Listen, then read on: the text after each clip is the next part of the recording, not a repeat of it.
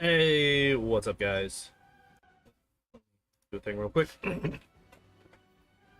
uh, we're back in Wrath of the Righteous, doing some more auto build judgments.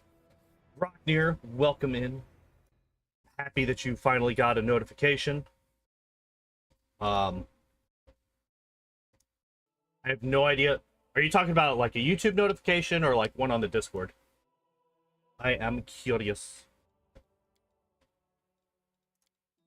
But yeah, today we're going to be going over the Arcanist or Arcanist, the Bard, and the Bloodrager. I know one of those classes fairly well. I know Bard's pretty good. I don't really know Arcanist or Bloodrager very well, so we're going to be taking a look at them. I know Bloodrager is like a mix between Barbarian and Sorcerer. YouTube notification? Okay. I can't help you on that front. I don't know anything about how YouTube's notification. Do you have the... I could say the thing that the other YouTubers say.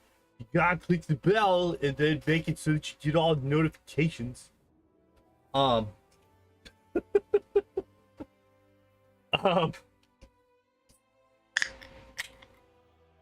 Yeah, but beyond that, I don't really know how YouTube notifications work or anything like that.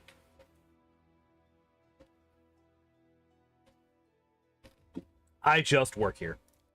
But yeah, we're gonna start off with the Arcanist.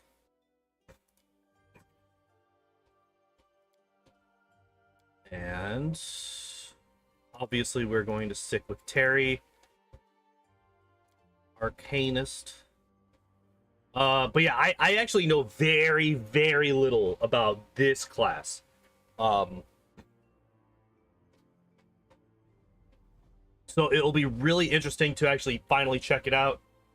Finally actually look at it in quite a bit more detail than normal. I know that a lot of people say that the Brown Fur Transmuter is potentially the strongest buffer in the entire game. Obviously, we're not going to be able to do exactly what Roger just said. Brown Fur Transmuter is better. There is no auto build for any of the there is no auto builds for the archetypes, unfortunately, so we are only going to be looking at the main class. So looking at this caster, okay, so I know so little about this class that I actually have to look. Like, I didn't even know that they were an intelligence-based caster, which kind of makes sense. They are kind of like a wizard, like a cheaty wizard. BAB low, 4 per level. Yep. These all make sense. Oh, they're a spontaneous caster. I did not know that. All right. So ASMR, every class starts off as an ASMR. Emberkin is the only one that gets a bonus to intelligence, so they're going to take that. That makes total sense. Dory's Swordsman. Interesting. We'll play a BFT Lich. It's so strong, I'm not sure I'll be able to play without one in the future. That's how I feel about Legend, honestly. That's legitimately how I feel about Legend. Legend is so strong that anytime I play through this game, I'm like, but what if I go Legend? Like, regardless of class, regardless of my actual build, I'm like, but what if I go Legend, though? It's always going to be stronger. What if I just go Legend, though?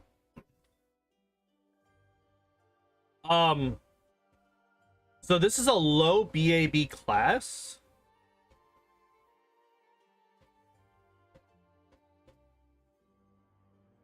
That is taking Aldori Swordsman as their background, which makes absolutely no sense to me whatsoever. Unless Persuasion... Is Persuasion not one of the classes?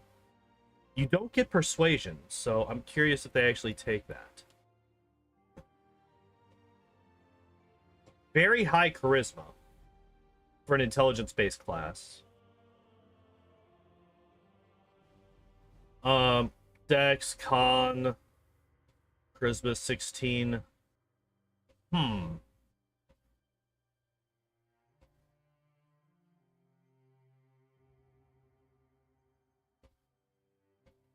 Did they have something that... Wait. Do they have something that... They have to. They have to have something that scales off of charisma, right? 3 plus half from arcane level. Ah, okay, there it is. There it is. Consume spells. You can use this ability a number of times per day equal to charisma mod. Okay, there it is. Prepared spontaneous caster. You allocate spell slots to a small number of spells, but can cast from them spontaneous. Oh, yeah, I do remember that. I do remember that.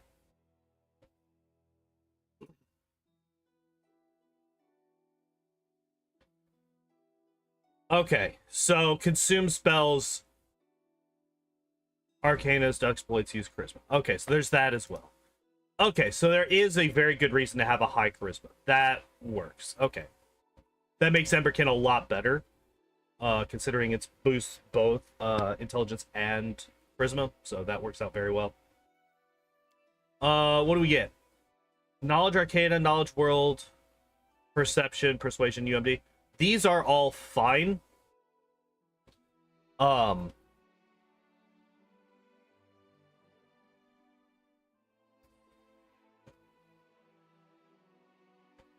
Yeah, this works out really well. We're getting... These are boosted.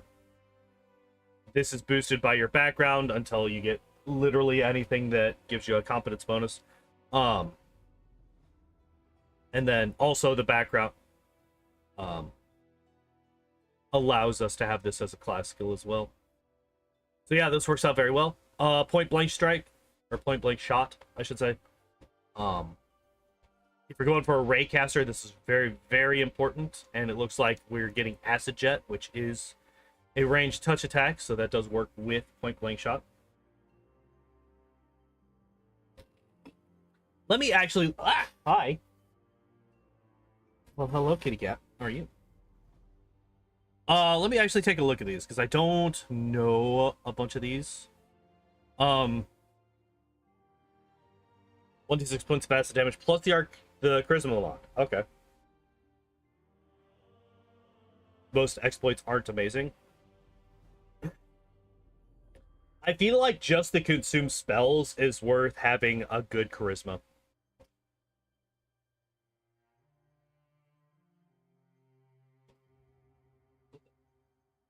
Although, I think I mentioned the same thing last week. I think you could probably swap the dex and con here. Get 14 dex and 12 constitution. I feel like that's probably good enough. I figure you probably don't need that much con as an arcanist if you're going to be like a ranged caster, right? You're not going to be taking too much damage. You're not going to be like the focus of people's attacks.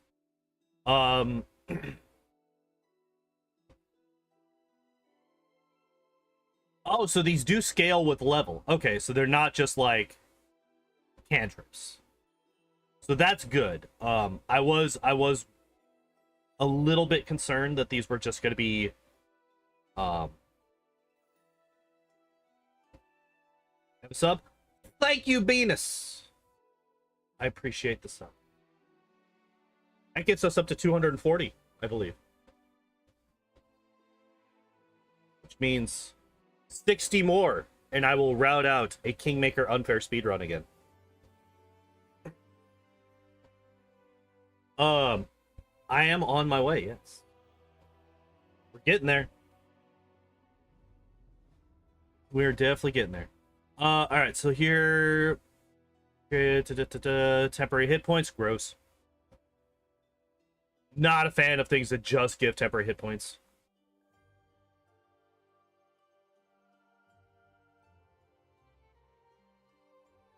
Oh. Yeah. Yeah. Yeah, no, not good. Not good. I'd be very upset if we ever see Arcane Barrier as one of our exploits. Self-effective illusion of armor.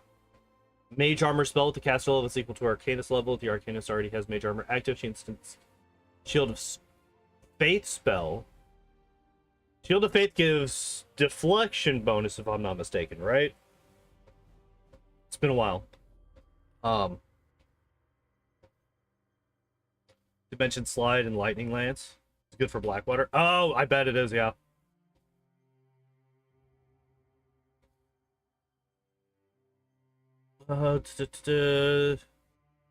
Used as a move action. Ooh. So move action teleport. That is actually really, really good. Allows you to attack or cast something after you move through it. Very, very nice. Very nice. I appreciate this a lot. It is close range, so it's not quite as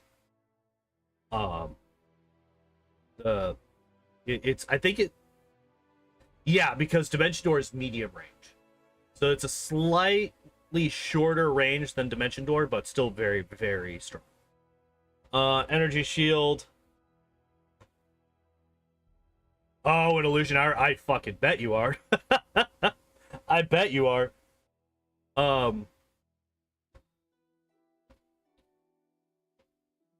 This just...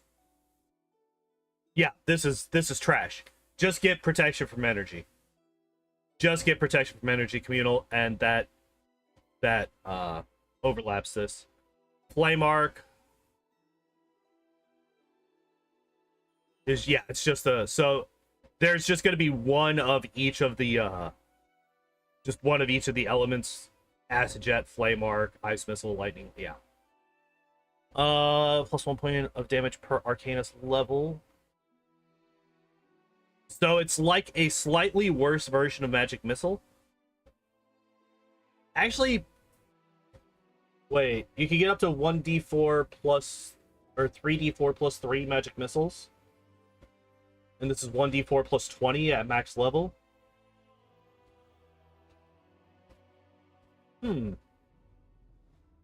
It's a line attack?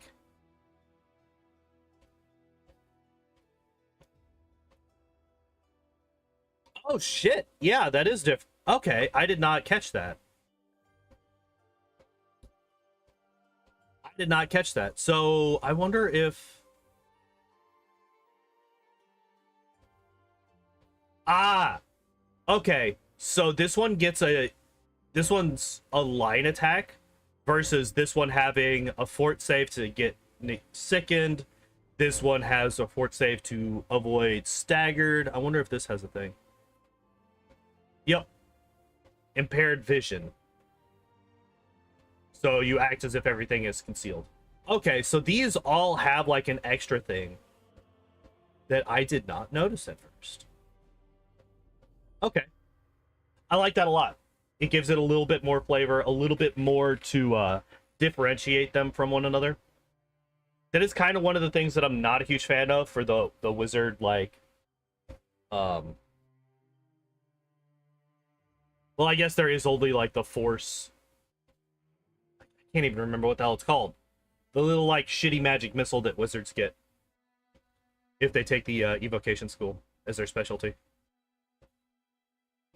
So this actually does do more than magic missile as you get to super high levels. So it's like magic missile is better in the short term. This is better in the long term. Holy Water Jet. Another line attack.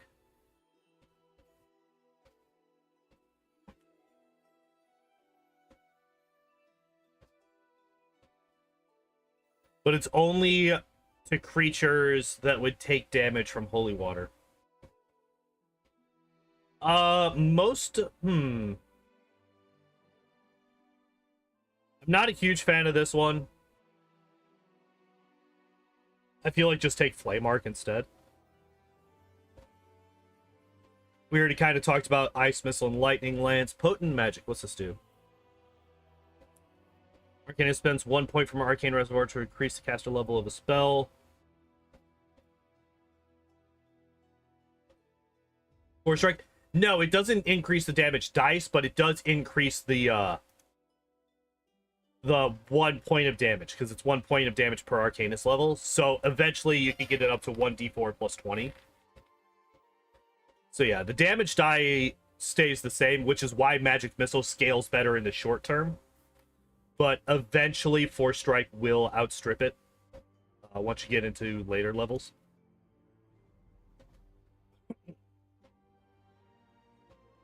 Because, like, if you look at it, Magic Missile is... I think it's at level 5. It maxes out at 3d4 plus 3. Instead of this being 1d4 plus 5. So, even if you roll minimum damage at level 5, Magic Missile is going to do 1 more damage than Force Strike. But it's also capped at, was it 15? Yeah, 3 times 4 plus 3, 15. Yeah. So eventually Force Strike will outpace it.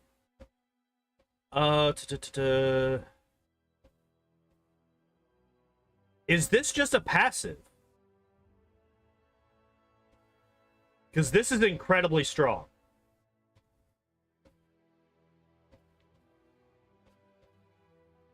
Boosting the DC of your saves is very, very strong. As is, in some situations, boosting the caster level of a spell. So this is a very, very powerful one. It doesn't cost anything extra. It's just, you boost something that you already have, which I like a lot. I really hope that we see this soon. Arcanist can pull a Veil of Shadows around her, so you gain Blur. For rounds equal to 1 plus your Arcanist Charisma bonus. So it's only 4 rounds at the moment. But this is still... it's okay. I would definitely take it over like Energy Shield or Arcane Barrier, but just get Blur, I feel like. I can't imagine that you don't get access to Blur with this class, so I would just take Blur instead.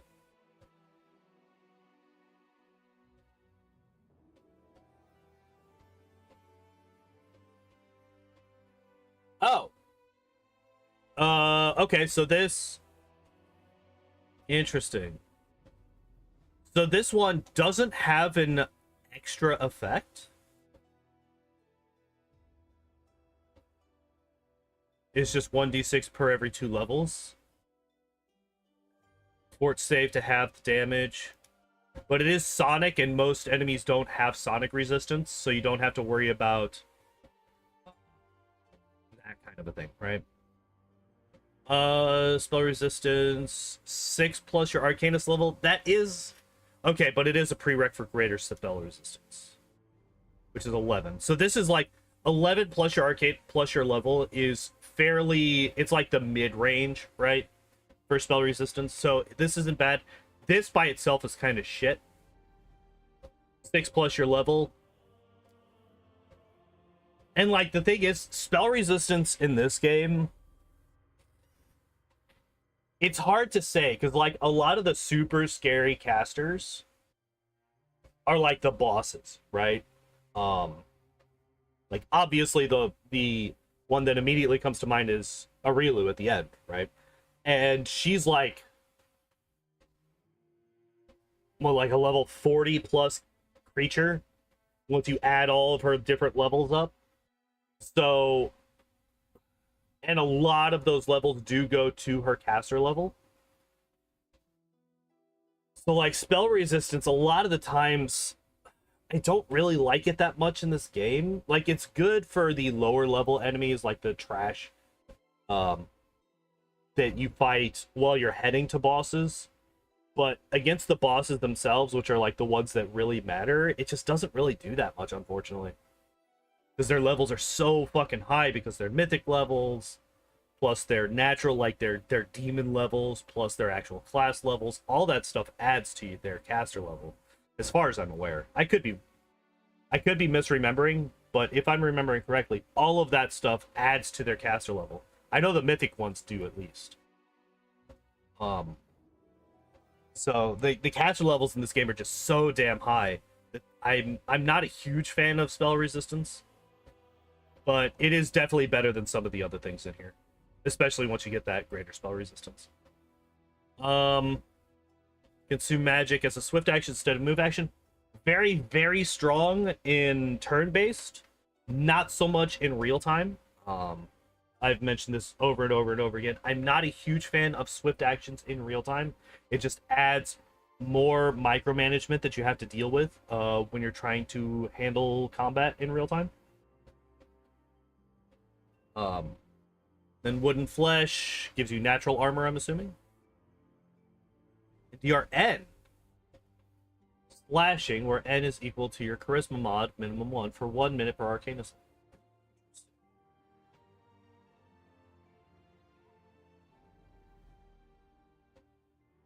Doing your first playthrough with a Ranger Demon Slayer build, basically copying from Mortismal Gaming. Hell yeah. I have not played a Ranger in this game yet. What have I played? I played a Cavalier Slayer Legend. I played a lot of Sorcerer Azada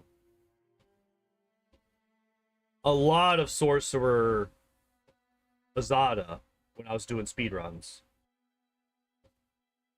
And my most recent was a Kineticist Aeon into Legend. Alright. So, yeah. This was mainly because I went over these in such detail. Only gives... Oh, it doesn't scale. Oh, it doesn't scale. That's a lot worse. Good point, Rockner. Thank you for pointing that out. Because I would have missed that. Alright, let's take a look at all these spells. So we get a lot of spells. Ear-piercing Scream, very good level 1 spell. Does not get resisted by most creatures. Magic Missile gets resisted by basically nobody. Mage Armor is very good, especially if we do end up getting that armor exploit. Shield is also a very good one. Enlarged and Reduced Person are really good level 1 buffs. I like them a lot. Snowball, Expeditious Retreat. I like that all of these do something different. All of these do something different. We have a save DC spell, we have an auto hit spell, and we have a ranged touch attack that does not get affected by spell resistance. We have 2 buff spells that will buff basically any kind of melee character that we're gonna have. 2 defensive buffs, one that we can cast on other people and one that is only for ourselves, and then this one helps us move around super quick, which not nearly as useful in normal gameplay, but ever since I started speedrunning these games, I love this spell a lot. So yeah, I approve of those spells. We're a Desna person, apparently. And your name is 1. Alright, this is level 1. We finally got through level 1. Took us a half hour, but we got there. Hopefully the rest of this goes quite a bit quicker than level 1 did. Yeah, go away. Alright, so what do we got? 2 other spells. One of them is another one that I started loving a lot more whenever I started speedrunning, Vanish. Although Vanish also has some very good uses in normal gameplay as well. Right. Helps you break break targeting.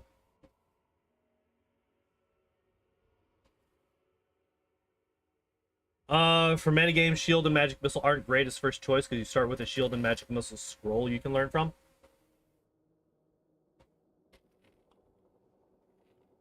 Maybe true. Oh, we have access to Grease. I was going to say, but what other spells would we grab? And I already see 2. Grease and Burning Hands. 100% I would grab those two. If I were not to have shield and magic missile, I would definitely take Burning Hands and Grease. True Strike over Grease seems very questionable. Oh, it is personal. For whatever reason, I thought that you could cast this on other people. Yeah. Yeah, for an actual, like, full-on caster, which I'm assuming this is going to go. I'm assuming this is going to be a full caster and not some, like, weird, like, half and half. Yeah, True Strike is very, very strange.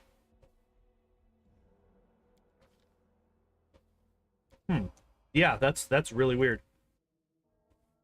Oh, we do get Precise Shot. Ah! Alright, I'm upset. This is the first choice that I actually, like, actively dislike. As I mentioned, just get Protection from Energy Communal. It's going to do more than this. Like, yeah, it's a couple levels later. We don't get it until level 6, but, like, at level 2 spells, you could still get Protection from Energy. I really dislike this choice. I would pick almost anything else. Except for maybe Arcane Barrier. Basically, any of these other ones I would choose over Energy Shield. I really, really do not like that. Ray of Enfeeblement instead of Grease. Yeah, it's really bad. The only difference is you get it earlier. That's the only benefit. You get it one level earlier, but if you have, like, an actual wizard in your party, which I guess if you have an Arcanist, you probably won't have a wizard in your party. So it does make a little bit of sense that you would not have access to this yet. But even still, wait one fucking level. You'll be fine. Level 3, you're not really running into that many... You're not even running into that many characters, enemies that... Yeah, I was literally about to say that. Most of the damage isn't even going to be elemental. In fact, outside of traps... The only source of elemental damage that I can think of early game is the water elemental in the basement. And that's optional. There's a few wizards in the market square. That's true. I think, but even if that is the case, I think they spam, don't they normally just spam magic missile? So this won't even help with that. Yeah, and they're like low-level wizards. You could just, like, flick them in the head and they die. That and Color Spray. That's fair. What does Color Spray actually do again? Blinded. Oh, so it doesn't even do elemental damage. There are Brimmeracks in the main square. That's true. That is... Oh, yeah, there is that, like, whole firehouse, right? It's got a whole bunch of fire damage in there. But, like, also, at that point, even if we grant all of this stuff, yeah, that's Afro's on point. He keeps saying exactly what I'm about to say. Even if you do get there by level 3, you can always come back. Like, you don't have to do that at level 3. You can come back at level 4 or level 5 whenever you have access to those other spells. Also, unless you're on, like, a higher difficulty, you could just tank that damage anyway. Like...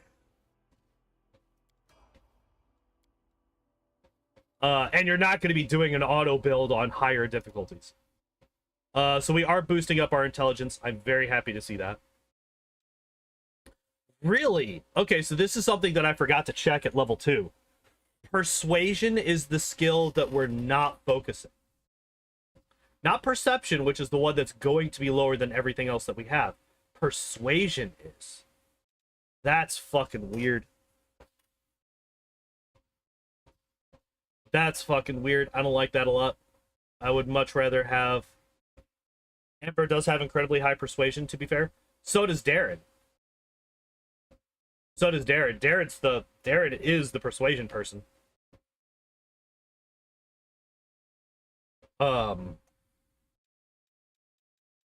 And yeah, like neither of these is going to be higher than a full charisma class, right?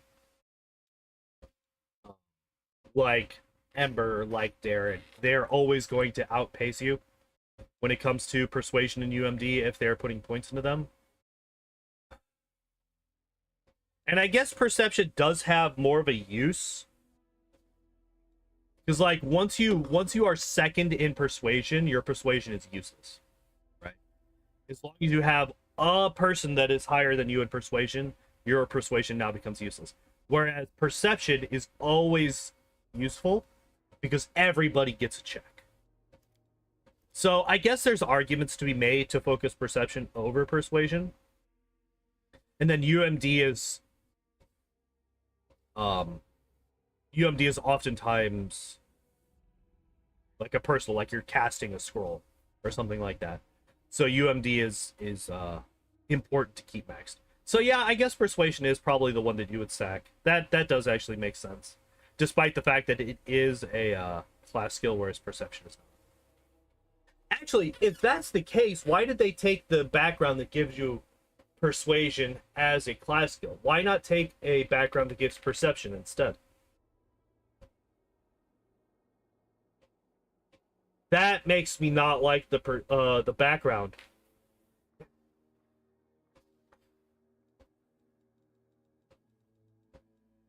I would much rather have a background that gives perception as a class skill.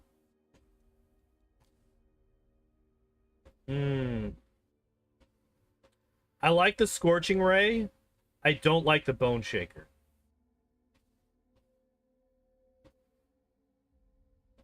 I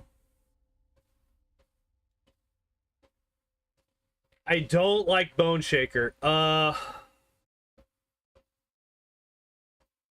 What I would choose instead of Bone Shaker. Do we get Heroism? No, Heroism's a level 3, so we can't get Heroism just yet. Gives perception and bow proficiencies. That actually wouldn't be too bad, no. Glitter Dust I like. We could also take any of the animal, the transmutation buff spells, Bull Strength, Bear's Endurance. Any of those, Cat's Grace. Bardless, yeah, we'll be getting to that one later on.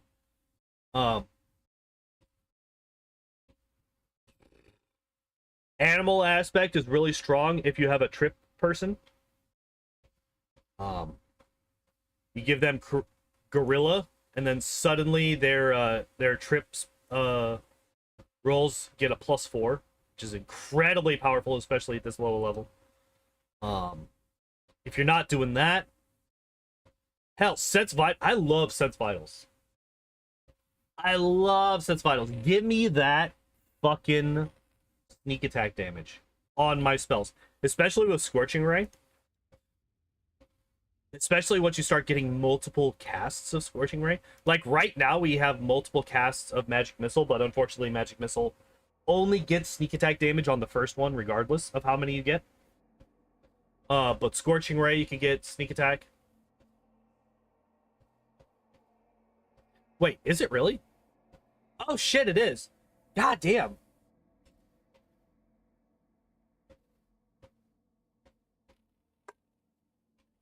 Oh, I know why. I had this on Woljif that I turned into an Alchemist. That's why I was thinking Animal Aspect works on other characters. That's why I thought this worked on other characters, because I always used it on an Alchemist. Fuck, even Create Pit. I like Create Pit a lot as well. For defense, Mirror Image or Invisibility. Well, not Invisibility as much as Mirror Image. Glitter Dust, as was mentioned, is very, very good.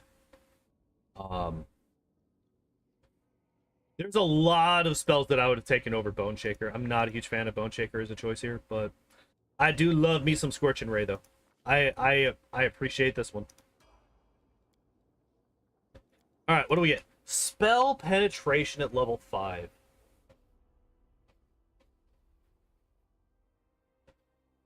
Web is really good and amazing on Tower Defense. Yeah. Pit is also really good on Tavern Defense because it just removes people from the fight. Totally. Wet, Pit, and Grease. Oh, Jesus. All three of them? That's fucking just rude. That's just rude as hell. Do we need Spell Pen yet? I would say I would definitely want it by 7.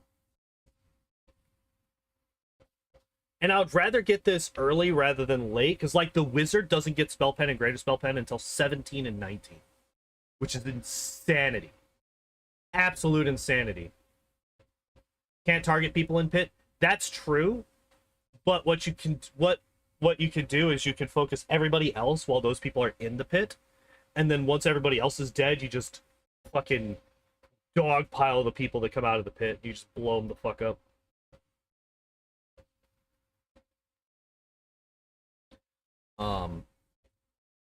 Yeah, I think Spell Pen is fine here. So our spells, if we look at our spell list, our spells are kind of all over the place. We got some evocations, conjuration, necromancy. All of our DC spells, they're kind of all over the place at the moment. Most of them are evocation. Like, let's be honest, we got Burning Hands, we got Ear-Piercing Scream, we got Magic Missile, we got Scorching Ray. Most of these are evocation. But only 2 of them require save DCs. The others are Magic Missile, which doesn't, and then Scorching Ray, which is a touch attack. Probably getting Greater Spell Pen. That's what I would assume, yeah. So yeah, my argument here is, do we get Spell Pen first or Spell Focus first? And I think based on the spells that we have, I think Spell Penetration is probably better. So I'm fine with this. I'm fine with Spell Pen here. That works for me. Sonic Blast. How is this different?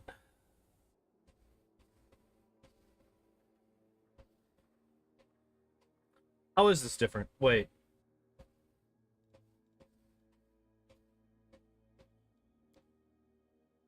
Oh, no, wait. This is the level 1.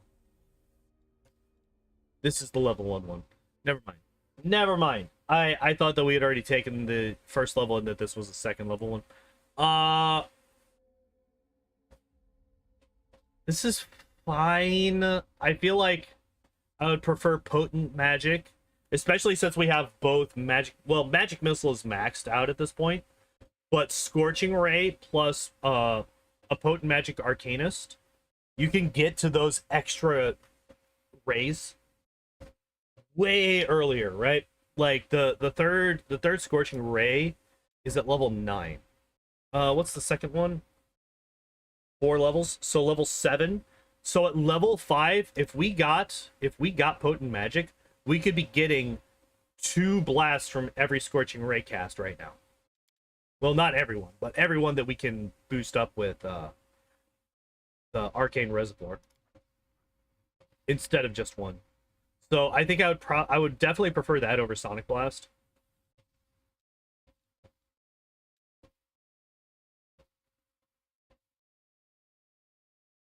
Another set of D6 if it took Sense Vitals, yeah. Wait.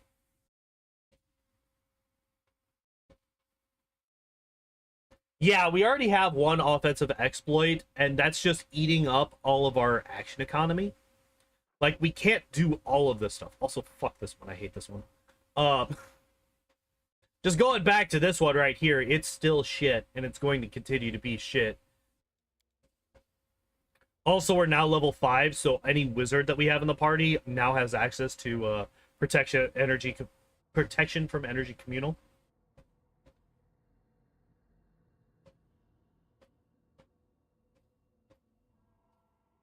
Dealing with enemies that have DR against acid and fire. At that point, you have access to Bone Shaker, you have Snowball, you have Magic Missile, you have Ear Piercings. Like, you have access to things.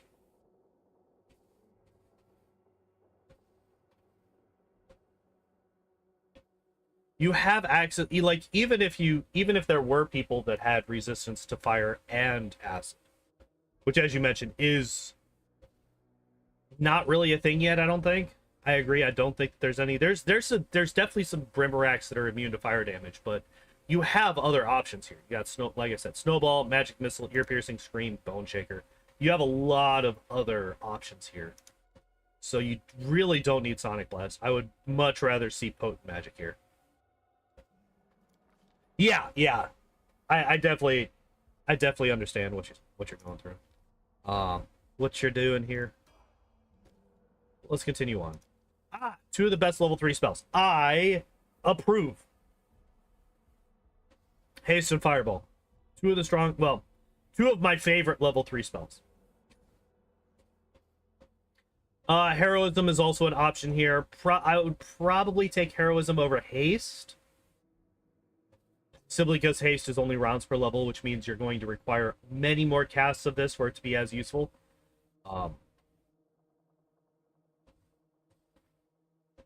But that's basically it for level 3 spells that I would take over the ones that we have here. Leave Heroism a Bard. That is fair if you have a Bard in the party. But this is our main character, which means we would either have to multi-class or hire a mercenary.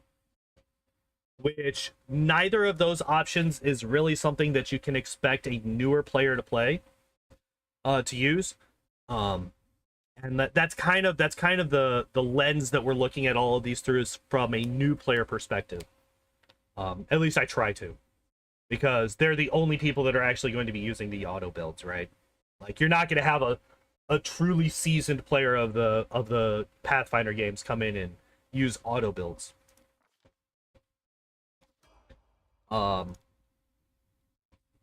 Yep, there's Greater Spell Pen at level 7. Yeah, they usually... I have yet to see them not follow Spell Pen with immediately up with Greater Spell Pen. So this makes total sense. Wooden Flesh is another one that we mentioned was not as great. Only on Act 2 of Water.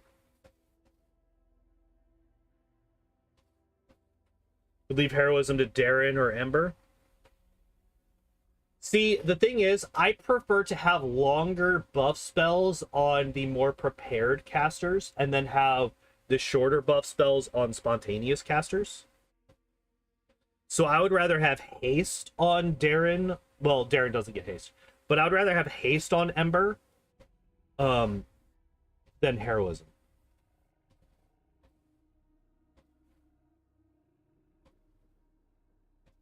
Given what you know so far and pull it from Kingmaker, that's fair. That's fair. I mean, pull it from Kingmaker, like mechanics wise, it's the same fucking thing.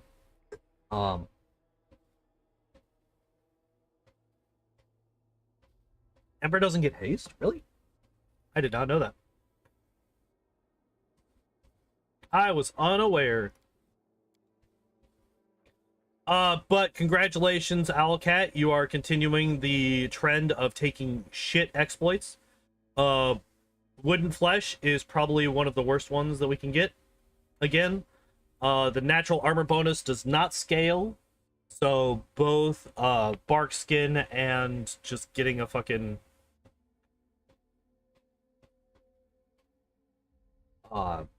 amulet, because there's not too many amulets that a spellcaster is going to really want. Now, granted, you're not going to want to drop a +2 nat armor amulet on your spellcaster as much as you're going to want to put it on one of your frontliners, right? But even still, bark skin is more than available at this point. It's a level 2 spell, so if you have anybody that can cast it, you're going to be able to put it on this person if you need to. Take fucking potent magic. Take armored mask, for fuck's sake. Take either of these two. Take basically any of these except for this one. Don't take this one. Bad. Displacement I'm perfectly fine with. And resist energy communal I'm also perfectly fine with. Even flame mark because capstone looks cool.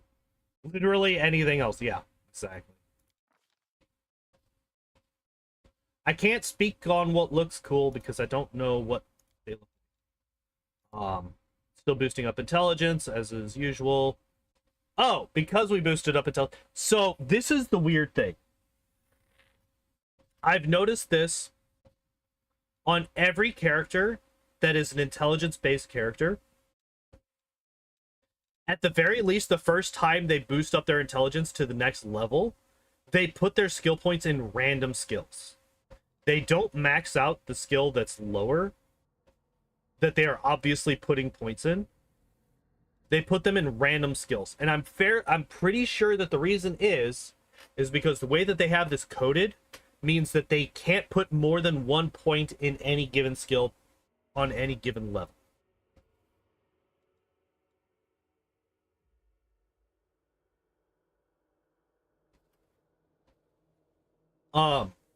So I'm fairly certain that what this is it's going up from persuasion,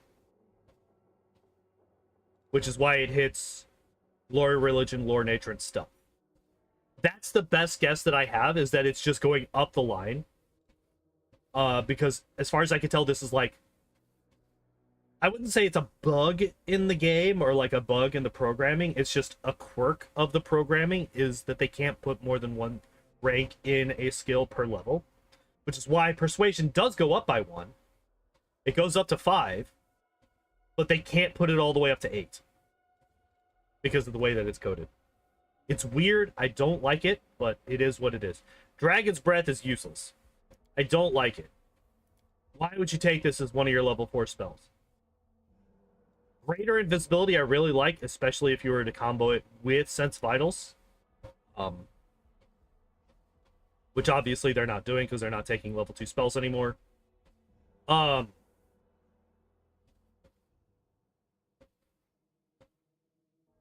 Let's see.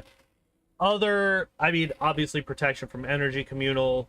Stone Skin is an option. Phantasmal Killer is always fun.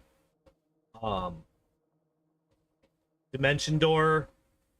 Controlled Fireball is one of my favorite spells of all time. Animate Dead if you want extra melee. Love me some Animate Dead. The only summoning. But anyway, Greater Invisibility I like a lot. I don't remember exactly what I was saying beforehand. But yeah, Animate Dead's really good. Controlled Fireball's really good. Dimension Door is really good because we haven't gotten the Dimension Door exploit. Let me get my phone plugged back in. Yeah.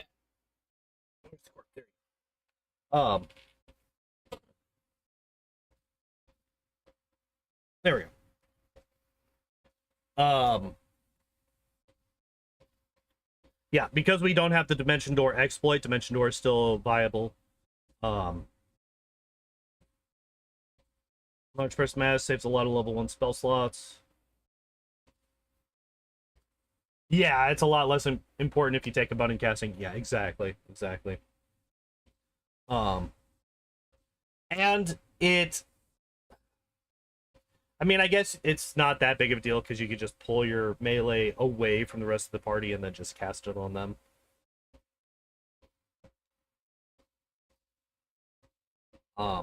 Protection from energy communal. Yeah, there's definitely options to take over Dragon's Breath. I'm not a huge fan of Dragon's Breath. Not a fan of it. But we're back. This is trash. Okay. So far we have been focusing pretty heavily on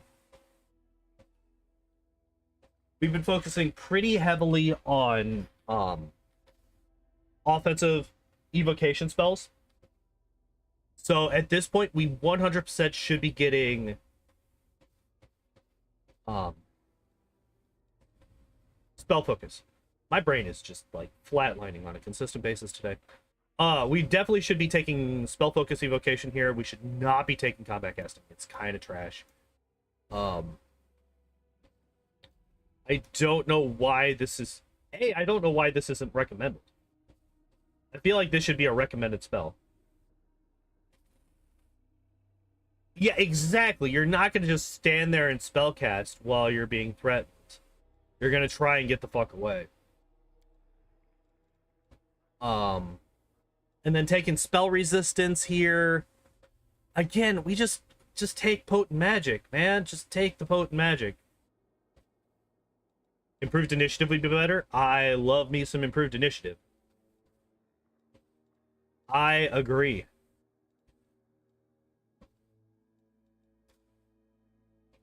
But even then, I wouldn't take improved initiative this early.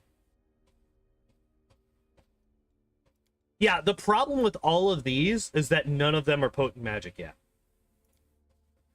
Because,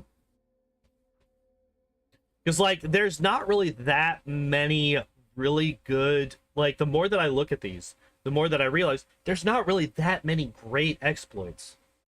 I think it was Vrock here that mentioned that earlier. It was somebody. It's been like an hour. I can't be expected to remember all the way back then. But I think it was Vrock here that mentioned that there aren't that many great exploits. So, like, spell resistance is not a bad choice.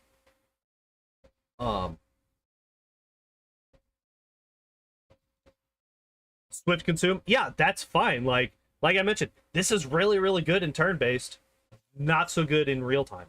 I play in real time mostly, so I'm kind of coming at it from that frame of mind.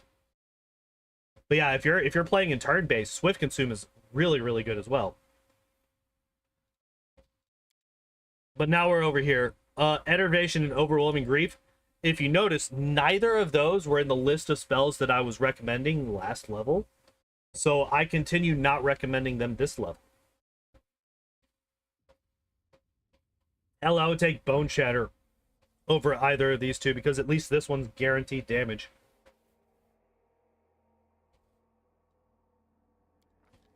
But yeah. Leaving that one. Alright, back here, we're now taking Acidic Spray, which is a conjuration spell, and Stone Skin Communal, which is a defensive spell. We're not taking Cone of Cold.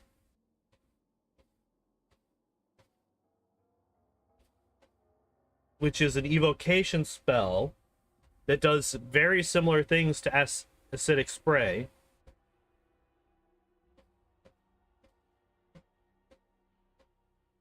Yeah, like, so far we've been kind of focusing a lot on evocation spells as our primary source of damage. So taking an acid spirit, all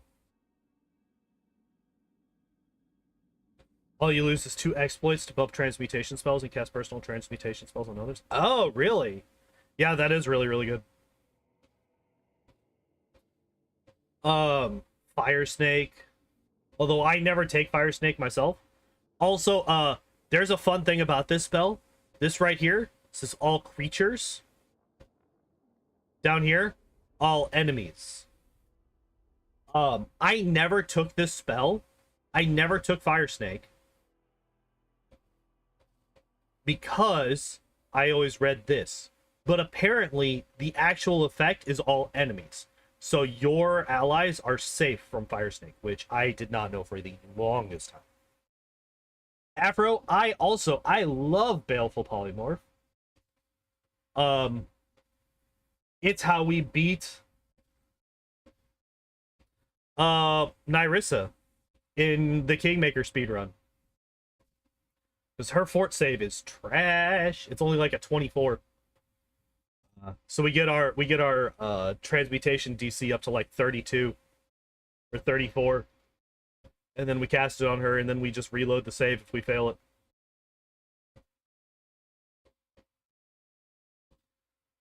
Baleful is really good as long as Cone of Cold would be good. Cone of Cold would be the spell that I pick here. It would be Cone of Cold and then something else, probably Animal Growth.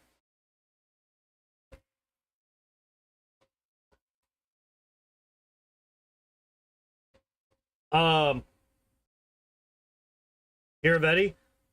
The Kingmaker speedrun doesn't even deal with Iravetti. We just skip that entire chapter now. That game is not well crafted once you start really, really breaking it. Wrath is far more stable, which is why it's not nearly as good of a speedrun, unfortunately. But I love me some animal companions, so I would probably take Cone of Cold and Animal Growth, because I would have Darren as one of my party members, and I would have taken the I would have gotten the animal companion mystery at this point. So I would be taking Cone of Cold and Animal Growth as my 2 level 5s here.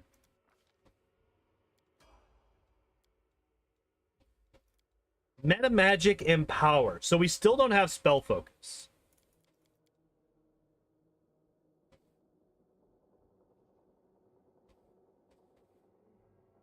It's even better because as we tested before, Arcanist doesn't suffer. What's a good way of getting animal companions for the entire party? I don't really know a way to get it for the entire party unless you build very, very specifically for that. But for Darren, there is the if you get the second mystery animal, and then you take the I can't remember the revelation. There's a revelation that gives you an animal companion once you get the animal mystery. And then you can get an animal companion, but that one's limited to wolf, I believe, which is fine because wolves get you trip. But it is very limited on what animal companion you can get. And then with Sela, obviously you can get the horse as you level her up.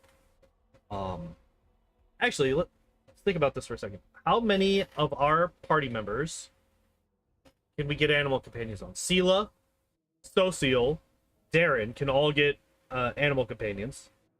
Because Social, you can get the animal domain and then get an animal companion through that. Azada Mythic Path, yeah. You can get animal companion through Second Spirit Nature. Oh, really? I did not actually know that. Camellia doesn't live long enough to hit to level 16 for any of my playthroughs, though, so... she ends up dying. But yeah, you can actually get quite a few animal companions. And yeah, Azada Mythic Path. Obviously, you can make, you know, a druid or a cavalier or, you know, a ranger or any of those for an animal companion for your main character, and then also get an Azada, become an Azada so that you can get a second one.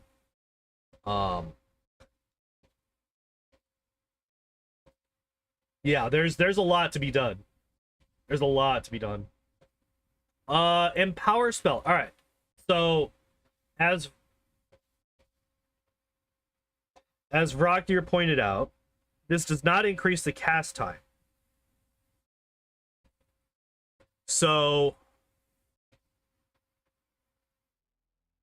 Lan and Wendu can multiclass into Hunter fairly well. Yeah, they're low enough level that you're not really sacrificing that much. I would probably swap Wendu over Lan.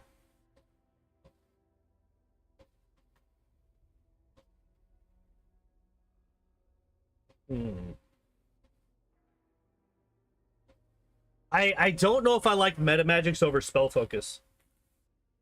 I think I would much rather prefer them getting spell focus evocation at this point, but Empower is a very strong meta magic. I do like it a lot, and it will combo very well with a lot of the spells that we have access to.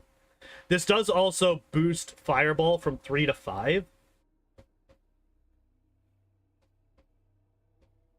So that does kind of make up for the fact that we don't have a level 5 evocation spell. Why these? What the fuck? Get out of here. I'm not even going to talk about them. Not even going to do it. I refuse. You can't make me. I love me some Hellfire Ray. No, that was Dominate Person and Racking Ray.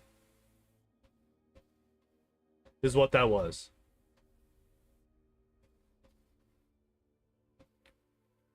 Yeah.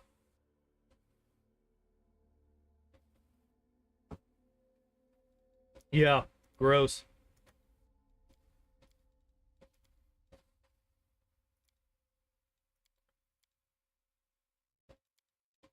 Chain Lightning over Disintegrate. Oh, yeah. Oh yeah, exactly. Exactly, 100%. Because like then you have chain lightning for big groups of enemies, and then you have hellfire ray for single target big enemies, right? So yeah, these are, yeah. Why would you take two single target spells here, and why would you take a transmutation? Like this whole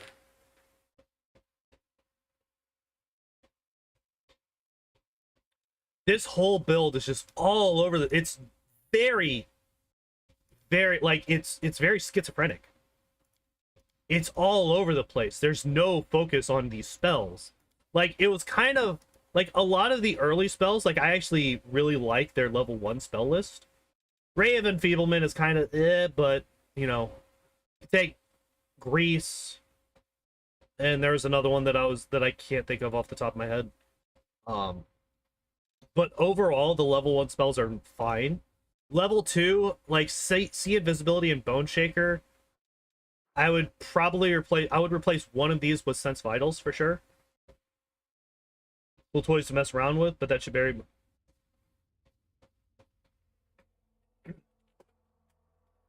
Yeah, but the thing about a very like unfocused build is that, again, we have to remember that these are designed for new players or newer players, right? These are designed for players that don't want to make their own builds. This is true, you can learn spells from scrolls, but the base build should be able to work well without them. That's how I'm looking at this. Whatever this build is, it should stand on its own without any other things. Which is why I despised the wizard build. It really pissed me off. The only way the wizard build even works is if you go Lich. If you go anything but Lich, the wizard build just doesn't fucking work. It's trash. It's all over the place.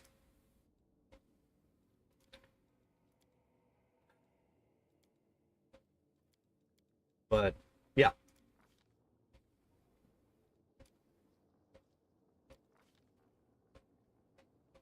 Like, I would be okay if they pick up Disintegrate next level.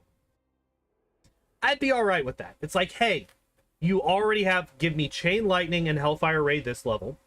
This gives me two very, very strong, very solid spells without a whole lot of bullshit to go with them. Oh, wait. There is one other aspect that we're not considering. We don't have a way to transfer elements to other elements. So like if you're an evocation wizard or like not an evocation wizard, if you're like a dragon sorcerer, or there's a couple of other ways to do it, to focus all of your elemental damage into one element, that's really good to get. Like, it doesn't really matter what spells you get, but we don't have that. Just time for toughness and Hammer the Gap? Not yet. No, we are Arcanist at this point. So we are currently. Would we normally use meta magic for that? No, it's only class abilities that allow that. So sorcerers can be either elemental or dragon sorcerers. Those both get that get access to that. There's a wizard archetype that gives access to that. Is Hammer the Gap bad? Hammer the Gap is bad relative to other options in almost every circumstance. Not every circumstance, but almost every circumstance. Legend with full BAB, animal companions with a large number of natural attacks, or a main character who is built around a bunch of natural attacks. The reason that I hate Hammer the Gap as much as I do is because Hammer the Gap boosts the damage of attacks that are less likely to hit. it makes it so that, you know, when you have a -10 to your strike does +2 damage, kind of a thing. So it's kind of a self-defeating thing, and it only boosts if you continuously hit. Which, if you're continuously hitting, you're most likely going to kill them before Hammer the Gap does any real amounts of damage anyway. Because you are... My brain just shut down. Mainly because I saw Quicken Spell. Exactly, Afro. That's kind of what I was trying to get at, and then my brain just like, nah, we're done. Greater spell resist, meta magic quicken spell. Again, this is fine in turn-based. I really don't like quicken in real time, but in turn-based, this is really, really strong. I've mentioned before, in actual Pathfinder, the tabletop, I went into a mirror match against my GM one-on-one, and I beat him because of Quicken Spell.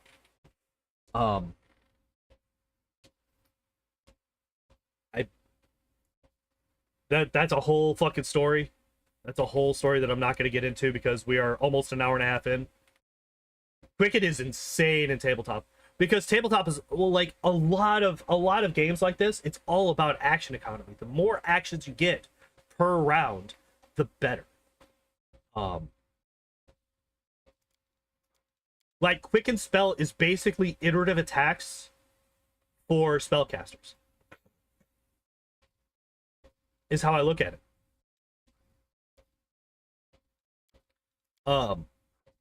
Yeah. Big problem with Quicken is it's very high cost. When you can get mana magic rods fairly easily. This is true, but there's only one greater quickening meta magic rod in the entire game, I believe.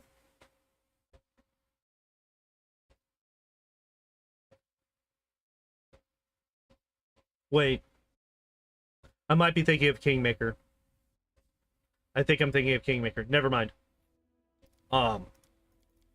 Greater spell resistance, I approve. If we're going to have spell resistance, we should get greater spell resistance. Also, I did not notice that we got this. I somehow missed this.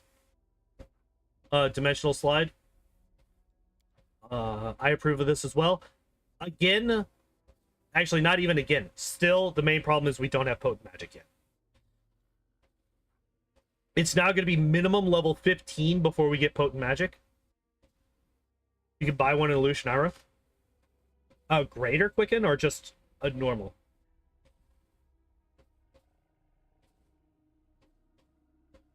Got one from Last Arcorians. Wow, really? That's actually really strong. Okay. I approve. We got Elemental Assessor and Phantasmal Putrefaction. These are trash spells. These are bad spells. Don't take these spells. You know what element? So, for those of you who don't know what Elemental Assessor is for, Elemental Assessor is to assess the elemental resistances of your enemy. You know what else you can do with that? Do you know how else you can figure out what your enemy's resist are? You succeed at the check to get the information for those enemies.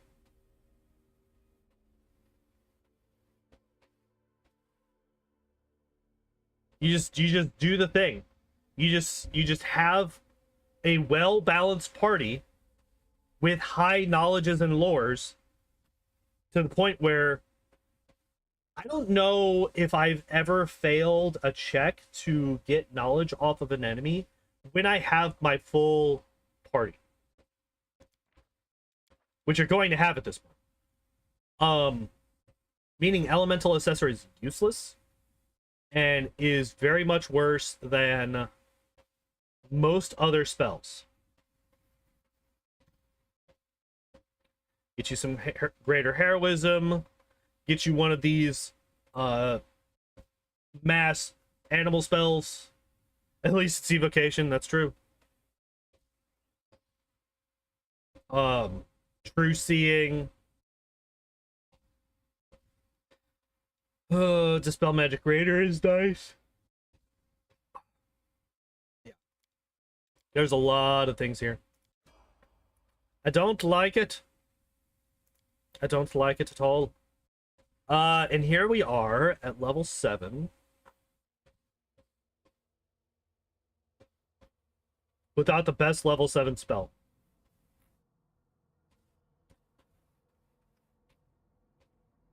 Ladies and gentlemen, if you have access to level 7 spells and you do not immediately take legendary proportions, you're playing the game wrong.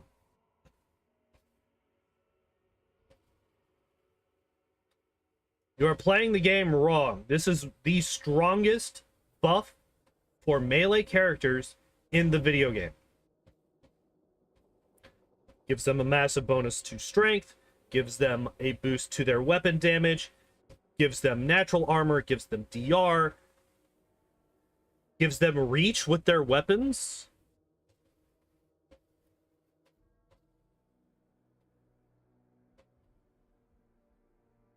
Like,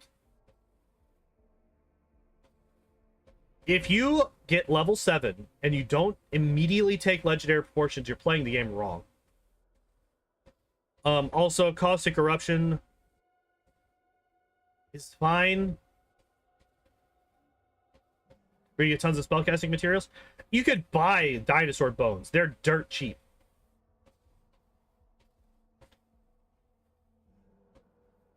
You could, these are dirt cheap. You could buy the fuck out of these. Frightful Aspect is better. Frightful Aspect is also a level 8 spell. So you don't have that yet. Also, so the thing that I don't like about Frightful Aspect, and this is a me. This is a me thing. This is not necessarily something that is the same for everybody. I hate the frightened condition or the panic condition. Anything that causes enemies to run away from me, I do not like. Because that can allow them, that can cause them to run into other enemies and aggro them. This comes all the way back from my WoW days, from when I played World of Warcraft a ton. You do not fear enemies because they will run into other trash packs and pull them, and then you're fucking dead. And also, if you have, it's all about the free procs for Shattered Defense, though. So that's fine, but like a lot of times, if you're going for a Shattered Defense build, you're gonna have some way to trigger it as well. Like if, I mean, like you might just build it so that the only trigger is Fearful Aspect, but then you're not getting your trigger until you get to level 8 spells, which is at minimum level 15. If that's your only trigger for Shattered Defenses, then you're waiting a very, very long time to be able to use that. Most of those builds have some other way to trigger it. Dreadful Carnage, you know, Cornigan Smash, any of those.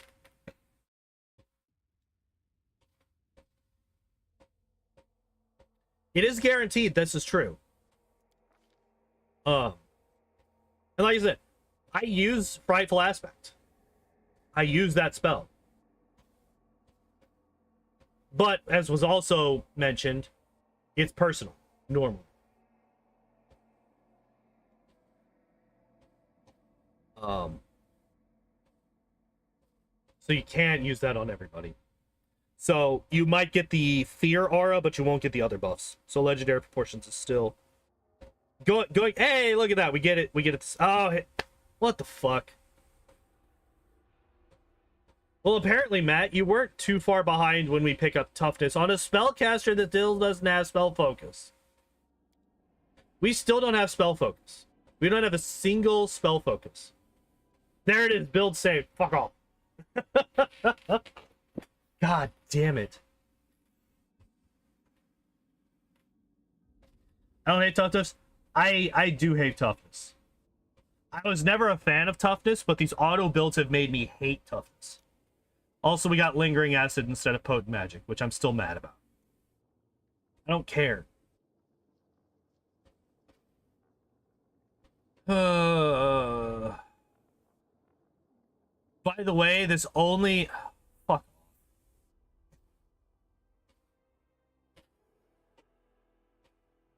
So, the only way that this does more damage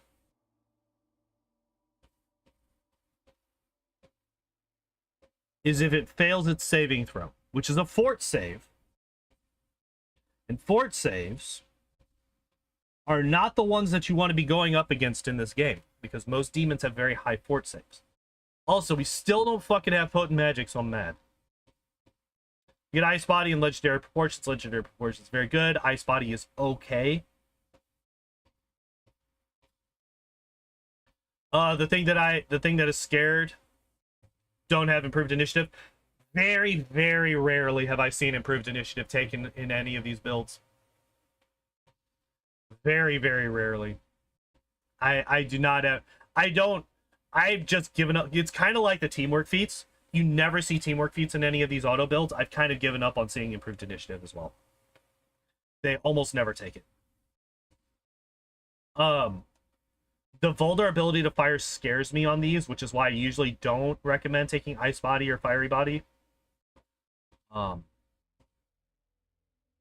this does give you a lot of bonuses and a lot of immunities. So it is really good. It's just I'm super scared of fire damage. Exactly. There's a lot of demons in this game. A fair number of them use fire. It's a scary proposition. Yeah. Wait. These went from 1 to 3.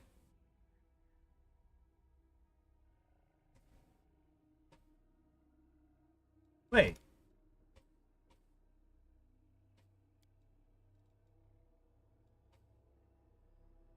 And this is now only 1 behind instead of maxed. What the fuck? It's fine. It's fine. It's fine. It's fine. I'm not getting into that. Oh, I know, Matt, but we were trying to figure out exactly how the game is programmed to put these points into the skills earlier. And my thought process at the time was the game is programmed in such a way that it can't put more than 1 point into any skill on any given level. That was kind of the thing, because on these levels where we get a boost to intelligence, it doesn't max out the one that we have, the one that we've already been focusing on, and then putting extras into other levels. It just puts extra points into these other levels. And I'm just I don't understand. I don't fucking get it. So we're just going to ignore it. We're just going to pretend like it's not a thing and we're going to ignore it. We get 2 level 8 evocation spells. Neither of them is frightful aspect. We don't get angelic aspect. We don't get mind blank. We don't get protection from spells. Sea Mantle, Storm Bolts, Sunburst. Like, of all of the level 8 spells, Polar Ray and Greater Shout are probably not the ones that I would take. There are a lot of options that I would take over Sunburst, Storm Bolts. If we're going for evocation damage spells, Storm Bolts and Sunburst is what I would take. Sea Mantle is an incredibly powerful defensive spell. Never use the Shouts. Shouts are really good because most enemies don't have sonic resistance. And I think Greater Shout has a stun. Yeah. So Greater Shout also has a stun potential, which is nice. So there are reasons to use them. They're not bad spells at all. But these are 2... Oh, no, wait, it is a cone.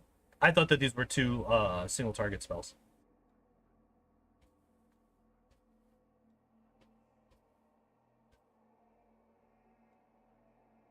Yeah. Not great, though. Honestly, what I would probably do is I would probably get Frightful Aspect and Storm Bolts. Or Sunburst.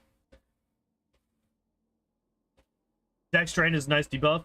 Yeah, but it's not very much.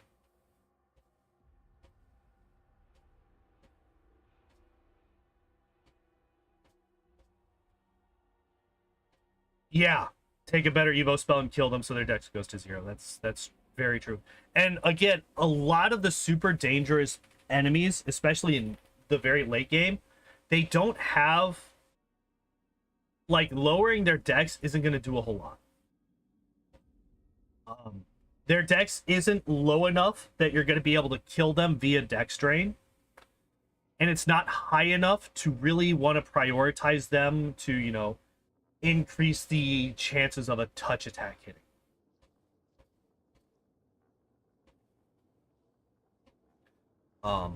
A lot of the super scary enemies have like insane amounts of natural armor, and deflection, not deflection. Is it just deflection armor bonus? For whatever reason, my brain's just like, it is deflection. Okay. But like dex, dropping their dex is not really, it's not a priority. It's not bad, but it's not a priority.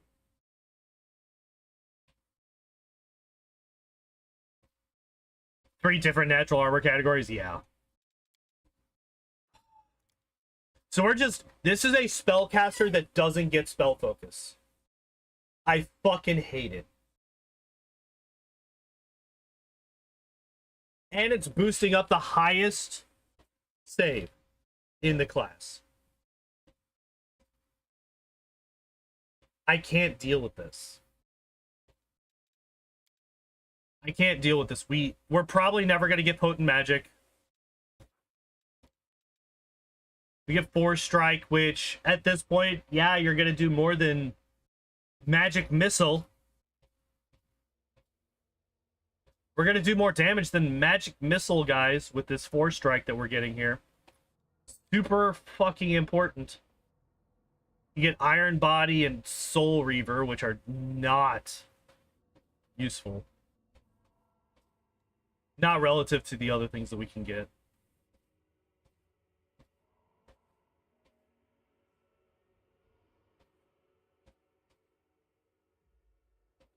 Guys, you get a +6 to your strength and a -6 to your dex.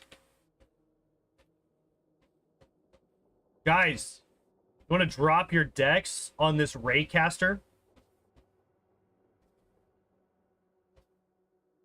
Boost up your strength on this spellcaster class? Could have taken Frightful Aspect again. Mind Blank. Sea Mantle, Storm Bolts, Sunburst, all of these. Fuck, at this point, Iron Body and then go back and pick up Transformation from level 6. Become a full-on fucking melee sorcerer arcanist.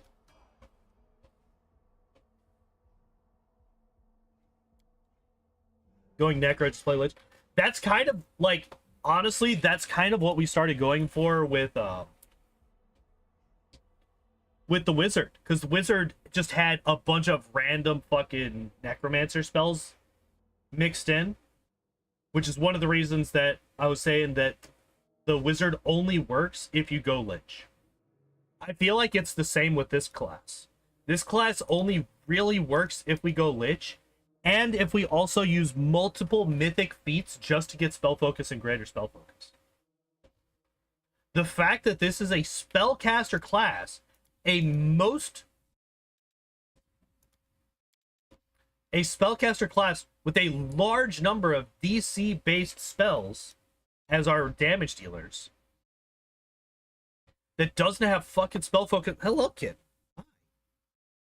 Shelby decided that I was getting a little bit too loud. Calm down a bit. Want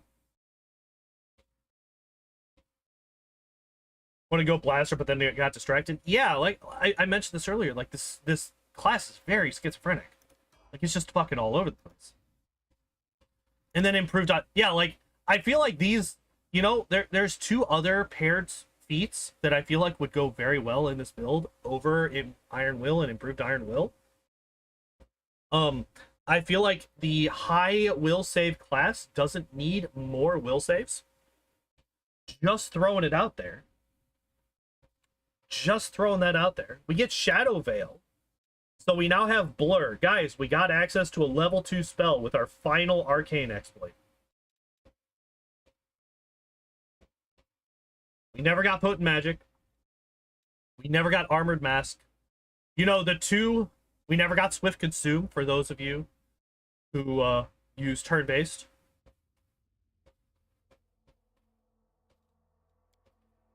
Got Mind Blank Communal. That's a good spell. I like me some Mind Blank Communal. Wail of the Banshee isn't bad. But it is, again, it's a necromancy spell, so, you know. Get you some lichness in your life, I guess. And level 20. Boost up that intelligence to 25. Super useful. Hold monster mass and power word kill. Didn't even get icy prison mass. So we have no evocation level 9 spell. Not a single one.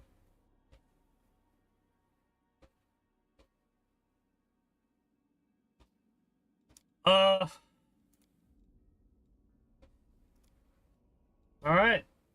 Overall, looking at this build, it's kind of bad.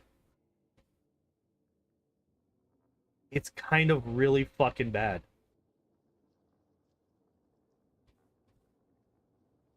Yeah, no level 9 spells. No level 9 evocation spells. Specifically, no Icy Prison Mass, which is my favorite level 9 evocation spell.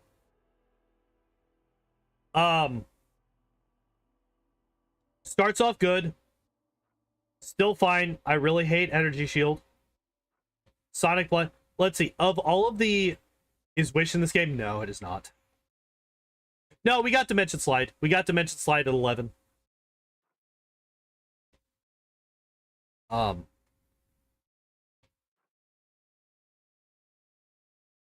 Yeah. I kind of skipped over it. I missed it entirely. Let you consume those level 9 spells for more useful low-level spells. Oh, Jesus. Arcanists can learn spells from scrolls, yes. But, like, the problem is we are missing out on the strongest, potentially the 3 strongest arcane exploits. We don't have Potent Magic, we don't have the Swift Consume, and we don't have the Armor one.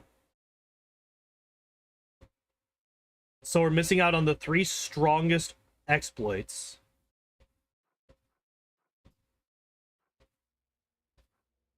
Instead, we're getting Magic Missile Plus at level 17.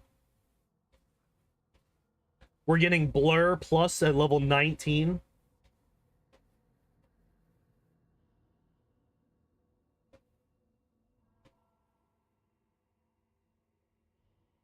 It's really bad. It's really, really bad. Yeah, this build is not good. Now, as mentioned, this can be saved. This can be saved with a Lich. If you go Lich, this build could actually be pretty decent. Combining the spell books get you a lot of extra spells that you could choose. The only downside is we don't have a way to get Potent Magic. Unless...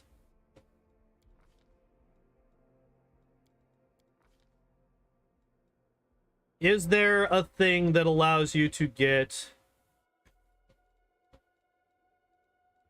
No, it doesn't look like it.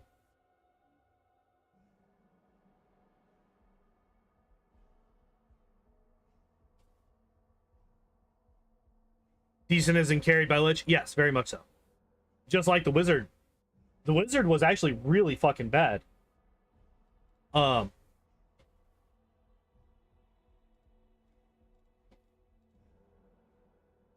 is there not an extra... Interesting. Almost every other class has like an extra fucking huh.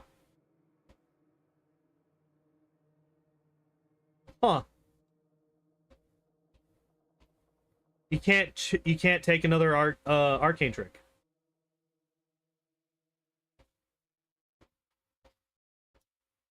Oh well. All right, well, that's the Arcanist. Not a fan. We are now going to have to Alt F4 to kill it and then bring it back up. Phasma's got another update. BFT is just better. Extra Mythic is full reservoir. Yeah. Didn't even think you would need an extra exploit. I mean, like, if the game was halfway decent, you wouldn't. There it is. Like, the build just didn't take the one that you wanted. Alright. But enough about that trash. I'm not talking about it anymore. I don't want it. You can't make me. We're talking about the bards now.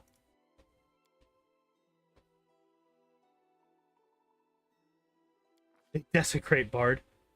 Alright, so Aasimar, as always, Muse touched, Dex, and Charisma. I like that. I like that a lot. Another regional, Andoran Diplomat. Persuasion, and a +2 to diplomacy.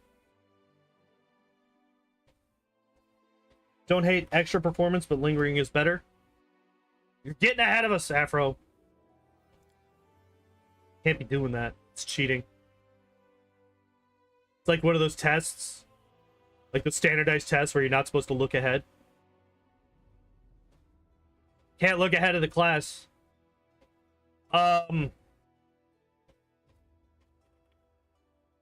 This is a very fucking weird build. This is a really weird build.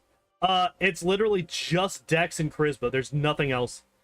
I probably would have dumped Strength because you're probably not going to go Strength with this build.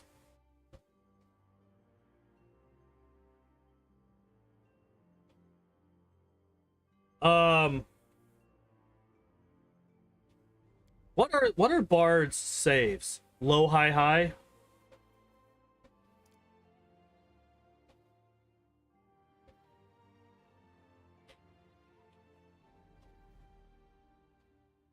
Yeah, I would probably get intelligence at least up to 13 to gain access to all of the feats.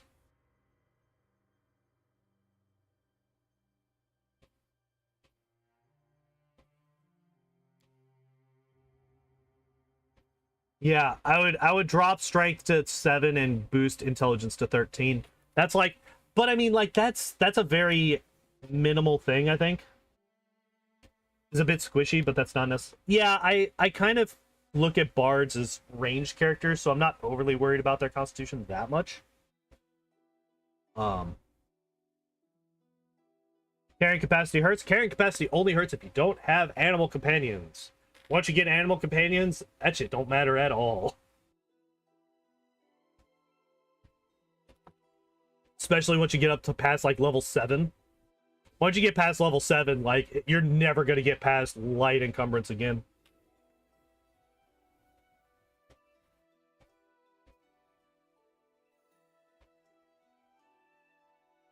Personal carrying cap. That's fair. But even then, a lot of times, like, especially with high dex characters, you're not going to want, like, heavy armor or anything like that. So the carry capacity isn't going to be that big a deal.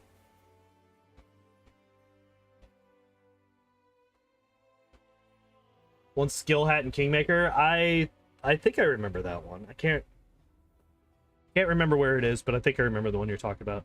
So knowledge, arcana, and world, that makes sense. Persuasion and UMD, that also makes sense. You get a lot of bonuses to persuasion from your class. or from your background and your racial. Oh yeah. Oh, you got a bunch of backup weapons. Yeah, that's the thing. Yep. Plus 200. Oh yeah, I remember that one. I remember that hat. Extra performance. I do like extra performance. So lingering performance, I'm not a huge fan of. I think lingering performance is objectively better than extra performance in turn-based. Again, in turn-based, I think lingering is better than extra. Main reason being is that, again, it's a very... Did I disconnect?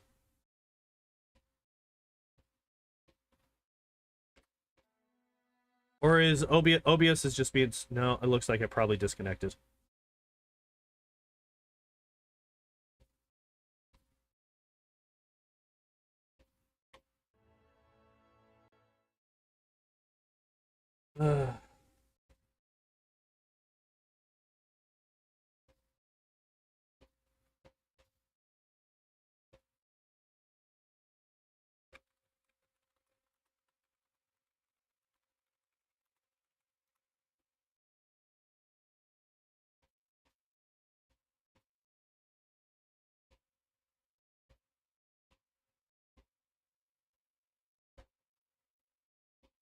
What the fuck is even happening?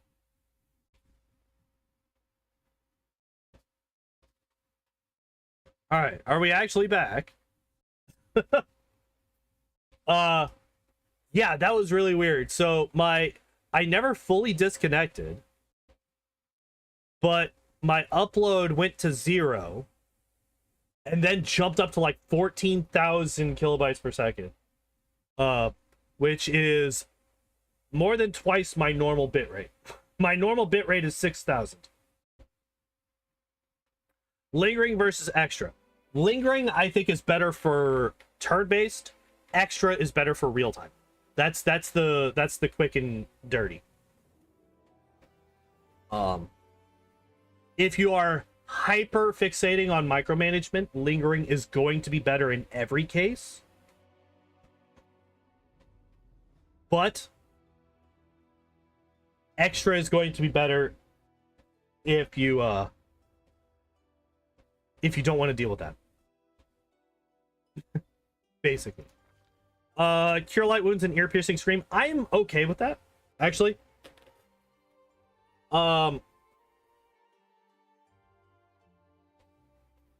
Gives you access to, like, there's not actually, well, okay, let's think about this. Sela has lay on hands once you hit level 2, which is fairly early. If you have experience focused only on active party members, you can get to level 2 by the time you hit the village. So you have a source of healing there. Camellia has heal light wounds or cure light wounds. Lean towards action economy a lot. Yeah, for sure.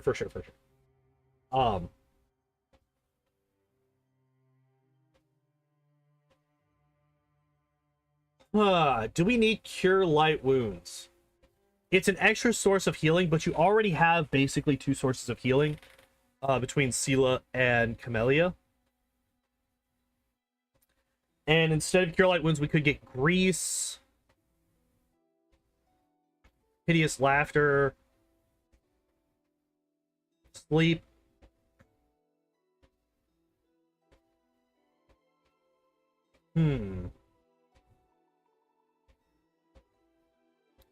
I would probably get grease instead. Either grease or hideous laughter.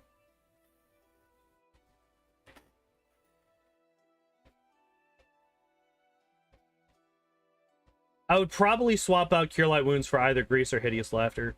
The reason that I'm a little bit hesitant on grease is because your party members also would have to, because, like, think of your party at this point. You have Sela, Camellia, and then Lan and Wendu. And then either Lan or Wendu, right? So Seela is gonna fall every time she touches that grease pile. Her reflex save ain't shit until she hits level 2. So I think we would save Grease for level 2. So I think what I would do is I would get Ear Piercing Scream and Hideous Laughter for level 1. And then get Grease for level 2. Is probably what I would do. Anyway. A test of my ability. Follow if you dare. Not a bad, like, overall, the level 1 is fine. I am perfectly fine with it, overall. It's just that one thing, it's like, could be a little bit better. Could be a little bit better. Combat trick. We get point blank shot. I'm fine with this. Actually, am I fine with this? Let's see what we got. Canny Observer. We don't get perception anyway.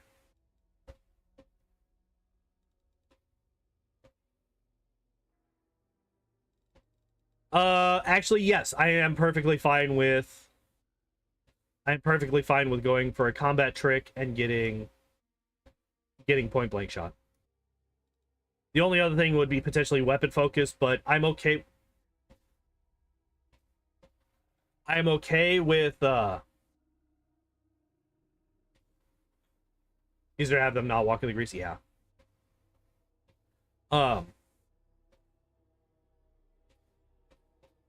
Words.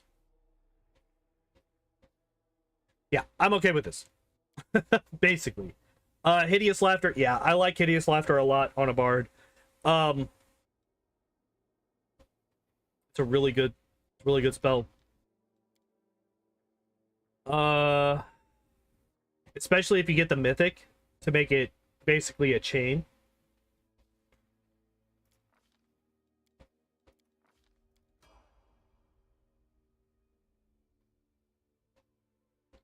Hideous Laughter is useless for level 1. But we are now level 2, so we are now fighting cultists, and because we're at this point we would be in the maze, right? So at this point we would be fighting cultists and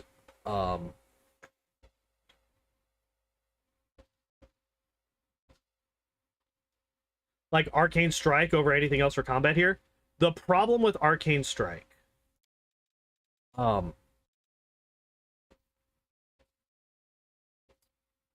Arcane Strike is only really useful incredibly early on in the game. Why am I losing so many frames? What the fuck? Hello?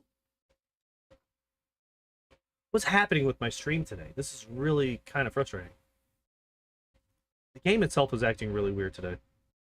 So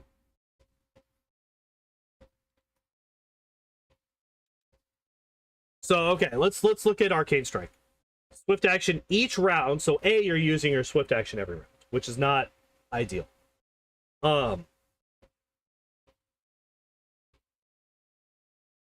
It's a +1. It is treated as magic for the purpose of overcoming DR, which a +1 weapon will do regardless.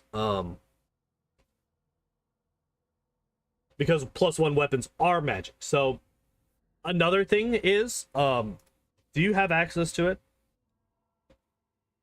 All right, so a bard themselves do not have access to magic weapon, but if you just have magic weapon as one of your level 1 spells, that will do the same thing. Also, we get both extra performance and lingering performance, so we get the best of both worlds.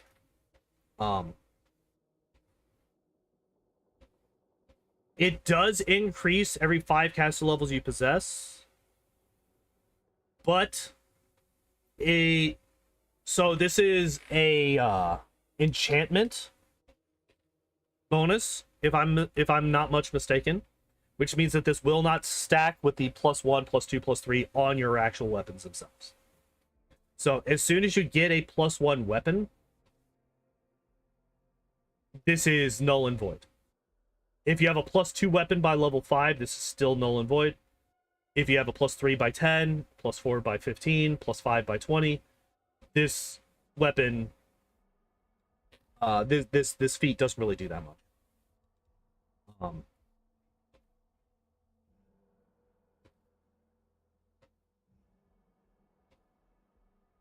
But yeah, What we do pick at level 3 though is lingering performance, which I'm perfectly fine with. Remove fear is a very good. Camellia also has magic weapon. Okay. Yeah, so from level 1 you have somebody who has magic weapon.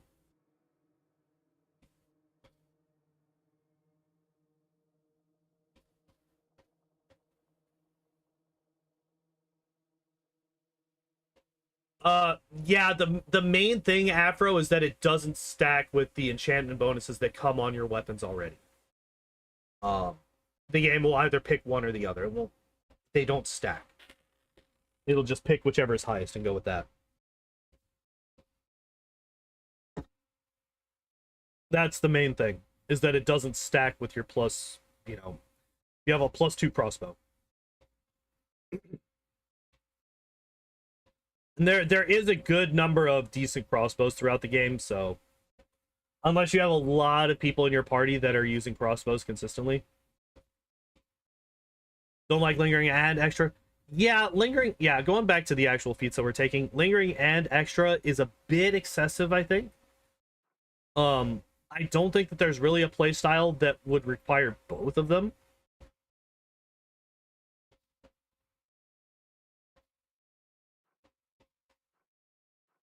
So yeah, I'm not an enormous fan of both of these. I was kind of trying to be positive earlier, saying you got the best of both worlds, but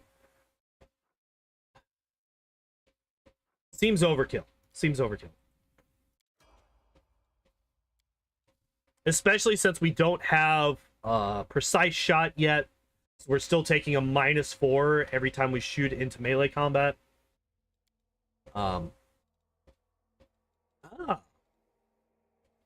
We're going charisma, not dex. I was curious which one they were going to go with. Glitter dust and heroism is level 2. I'm perfectly fine with this. Back, it looks like we might be back. 1 second. Successfully completed. Alright, or connected. That worked.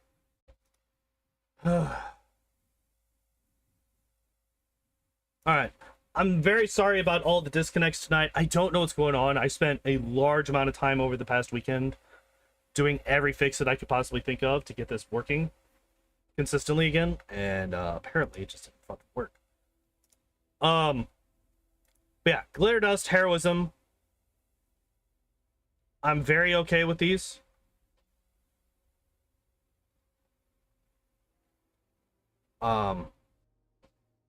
Although it is a little bit strange that we went for cure light wounds but not cure moderate. I would be very surprised if cure moderate wounds is not picked up by the time we get through our level 2 spells. But for our first two, I'm perfectly fine with glitter dust and heroism.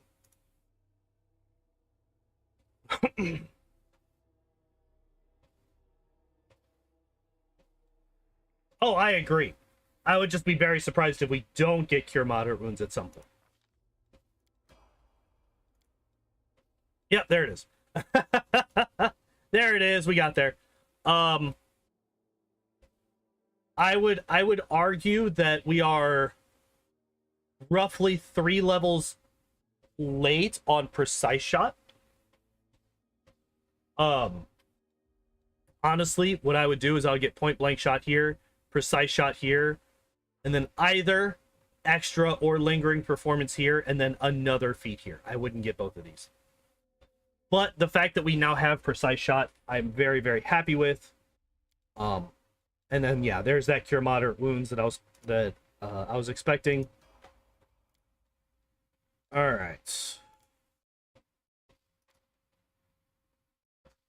Fucking what?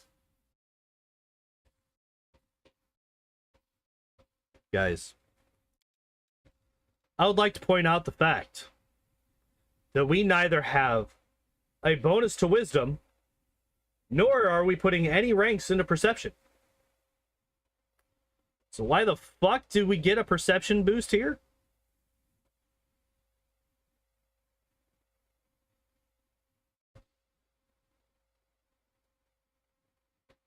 Why did we get a perception boost here?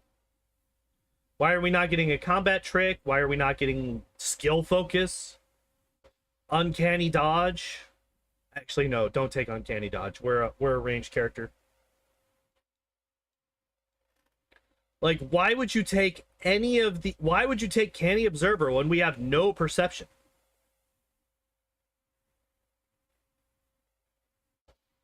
Yeah, if we had perception, I would be 100% down with this. Perception bonuses are really good. All the time, forever. I like perception bonuses if we are getting perception. And it's not like we are an intelligence-based class where we are going to get more points later. We are only getting these 4 skills the entire way through. We are never going to get a perception. We're never going to put ranks into perception in this entire build. So why Canny Observer?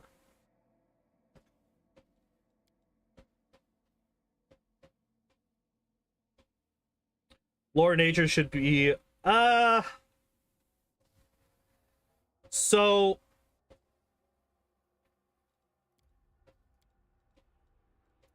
if we're looking at this, I guess intelligent ones are both 10s. It depends on what your other party is what the rest of your party is, right? You mean then in Kingmaker? It definitely is, because Lore Nature allows you to avoid combat, random encounters in Kingmaker.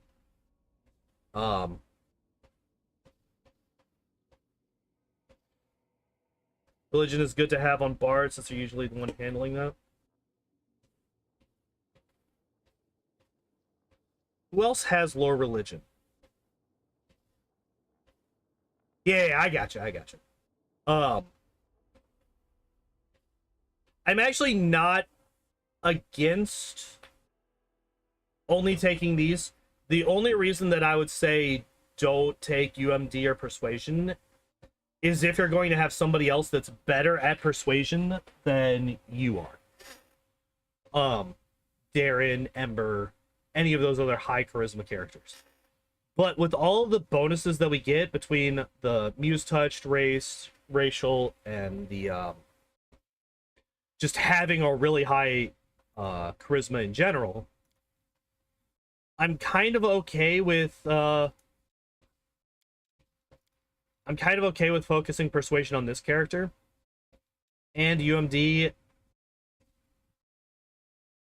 There's other characters that we could focus UMD with, so we could swap one of these to Nature or Religion.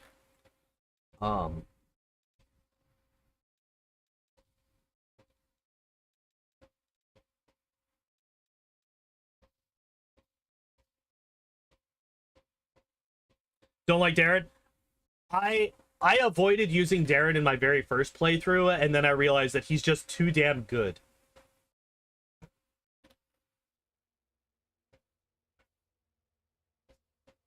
You're just doing so much singing. Yeah, but this isn't even a feat. I mean, it would be if I was building this, but...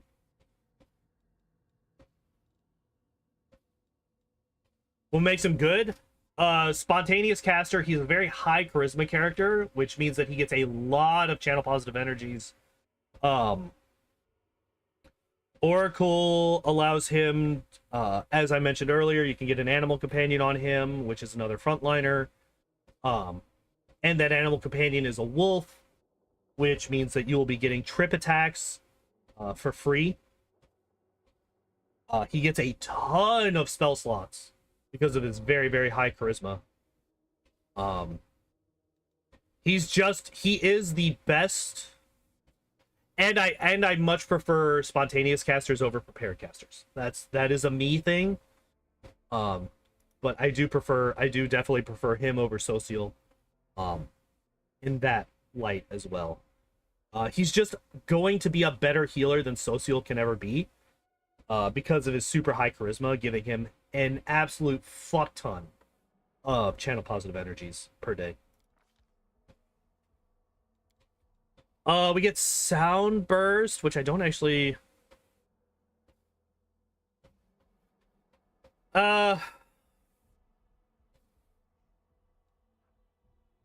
I don't know if I would ever use this over like glitter dust, because that blind is permanent, so you're never gonna have to deal with this, and that is a will save versus a fort save, so you're gonna be more likely to get this to.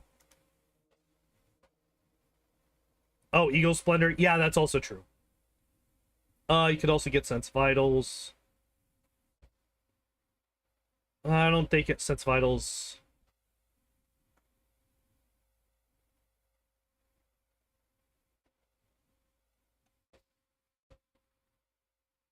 Circlet, you get early that gives your performance a scaling fast healing. So the thing about fast healing is that once you get past Dresden, you're going to have fast healing for most of the game moving forwards. As long as your characters are within an area on the map that you have reclaimed with your army, you're going to have fast healing on your main character regardless. Yeah, I always mention Sense Vitals because I love that spell, but yeah, it is definitely worse on a bard than it is on like a Raycaster. I just like it a lot, alright? Mirror Image. Mirror Image for defense. Eagle Splendor.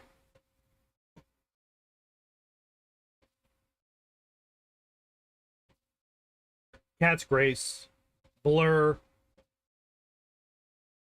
There's a lot of spells that I would take over Soundburst. I'm not a huge fan of that, but what are you gonna do?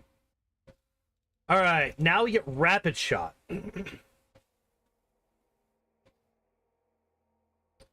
Okay. Take Feather Step. I really don't like Feather Step as a spell here. You don't really have like, what difficult terrain are we even dealing with?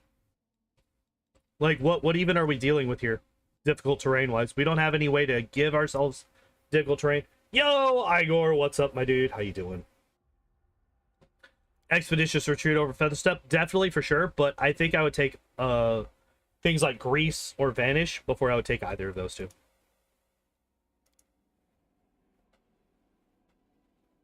Yeah, we still don't have Grease, so that's not great. However, I am a very big fan of both of these spells as our level 3. Good Hope is an insanely good and cheap spell. Haste is also insanely good. Good Hope, so it's saving throws, attack rolls, ability checks, skill checks, and weapon damage. So Good Hope basically overrides Heroism. Because they are both morale bonuses, so they don't stack. How was Arcanist? Arcanist was trash. Arcanist started off mediocre and went worse from there. Good Hope stacks with your bardic performances. Does not stack with Heroism. Greater Heroism gives better bonuses than Good Hope does to some things. So it's good to have Greater Heroism and Good Hope on, because Good Hope buffs more things, but Heroism buffs the things that it does get better. Yeah. Once you get Good Hope, Heroism is a dead spell. There's no point in having it anymore. But while Greater Heroism lasts longer as well, that is true. It's hours per level instead of minutes. But in Wrath, if you're playing a bard and you're playing a buff bard, you're gonna want to get the boosted spell duration to boost everything to 24 hours regardless.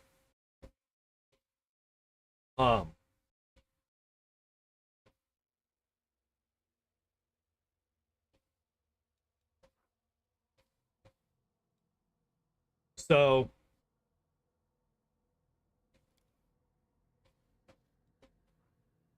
yeah, Heroism does also last longer. It's 10. I actually didn't know that. I thought it was 1 minute per level. I thought it was the same duration. But like, yeah, at this point we're level 7. That's 7 minutes per cast.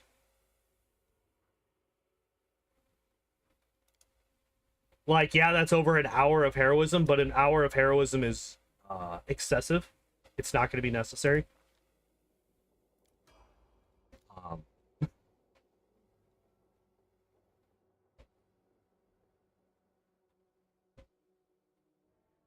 that's not a bad point, Igor. Greater heroism is only minutes per level? I thought it was hours per level. Which one am I thinking of that's hours per level? Interesting that we...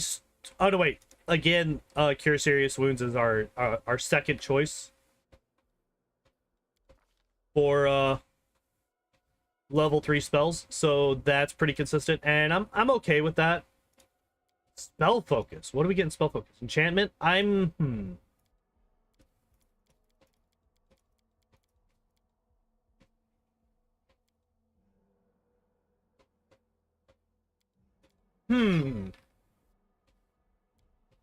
Enchantment, I think, is fine. How many enchantment spells do we have that are offensive? Hideous Laughter.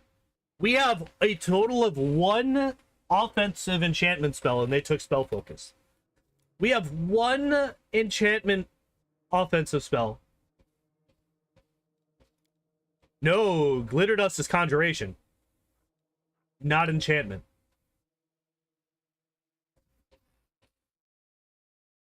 Oh, no. Oh, Igor, you talking about Heroic Invocation?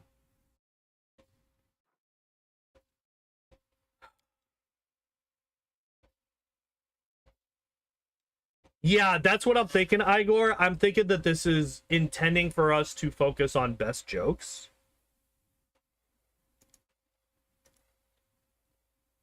But even still...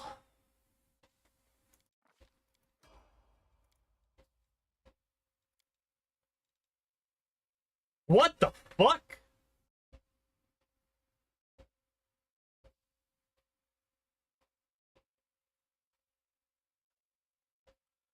I would like to reiterate,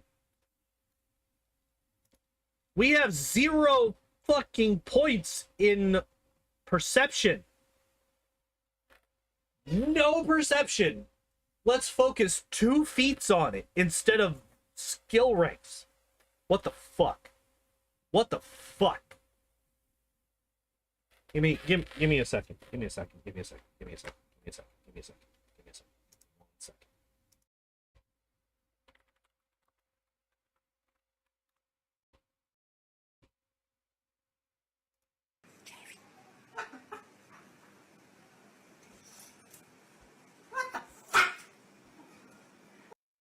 All right, I just need to play that real quick.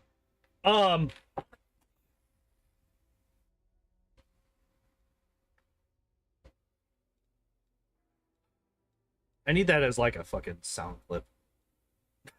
Just play that every time something really fucking stupid happens. Yeah, skill focus persuasion would be great. Hell, skill focus knowledge arcana or world. Skill focus UMD. Any of those would be better. Literally anything would be better than skill focus persuasion or perception.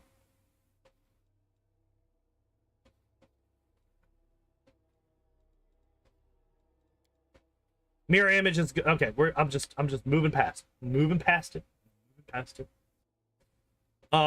Blur or mirror image is really good. I approve. I like it a lot. Oh, are we actually getting... We got our second enchantment spell. We got it. We got there. We made it, ladies and gentlemen. We have won the video game. We have Dominate Person, which, by the way, only works on humanoid creatures. Demons are not humanoid creatures. What is the vast majority of the enemies that we're fighting in this video game? Those would be demons, not humans. Demons are outsiders. Outsiders are not affected by Dominate Person.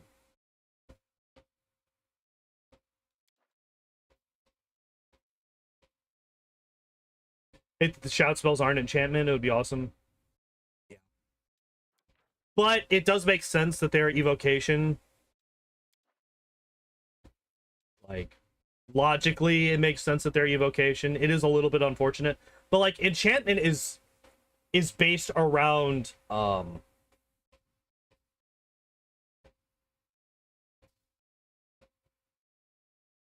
enchantment is based around crowd control. It's not based around doing damage. Like, it's a support class.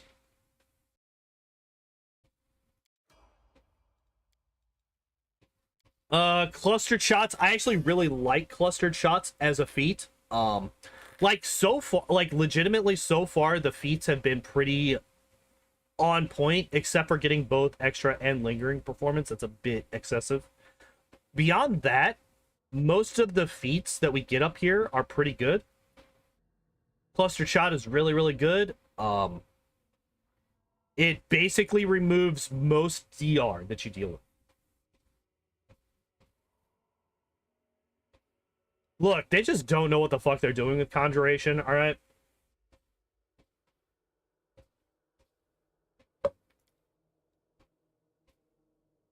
What class was it that we were looking at that took Spell Focus and Greater Spell Focus Conjuration and then basically did nothing with it?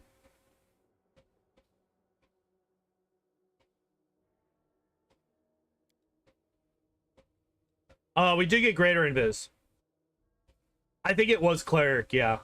I think it was Cleric, Igor.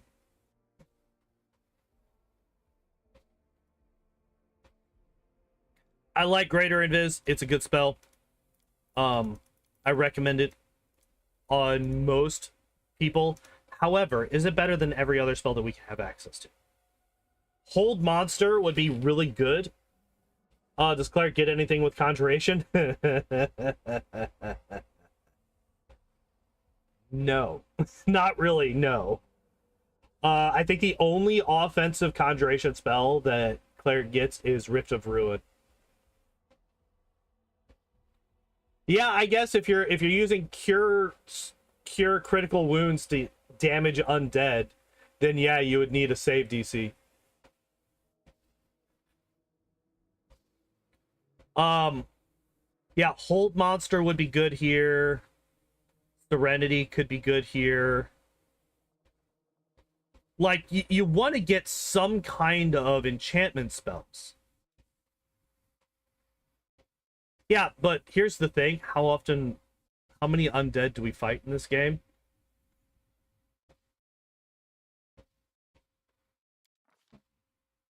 How many undead are there actually?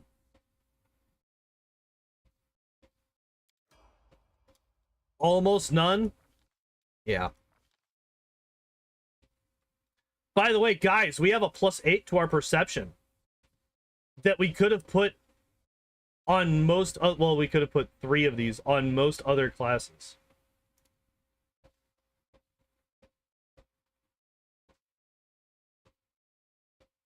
We have those being picked in some classes. We have archetypes based around countering those things.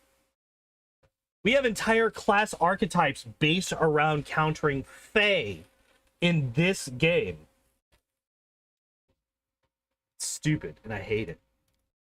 Hey, we got Cure Critical Wounds, so that rounds out the level 4s. We're done with that, then. Now getting Greater Spell Focus Enchantment. I'm kind of okay with that. Do we fight literally any Fae here? I think we fight a couple, but it's very, very rare. Fae archetypes are just reusing stuff from Kingmaker. I agree, it is, but that doesn't mean that they should be in this game.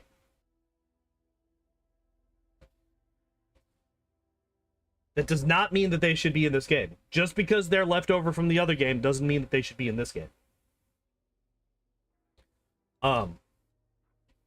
We do get Slow. That's a transmutation spell. We get Arcanist Call and Greater Heroism. I don't actually know what this does. Fill your target's mind with blaring cacophony, and discordant sounds, making it hard for the target to act and concentrate. Creature gains a nauseated condition for the duration of the spell. It fulfills its will save. Actually, that's not bad. That's actually not bad.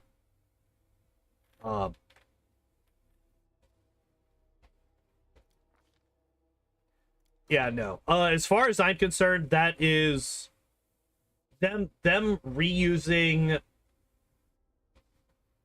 basically useless archetypes from Kingmaker in this game, is them taking a shortcut that they shouldn't have taken. They should not have taken that shortcut. Light crossbow. I'm a little bit sad that it's not heavy crossbow because there's no mechanical difference between the two. Heavy crossbow just does more damage. But at least we got a weapon focus. It's kind of at this point that you start really running out of feats for bards. Unless you want to go into meta magics and stuff like that. It's for federated wizards that have a strength of 2. You're not wrong.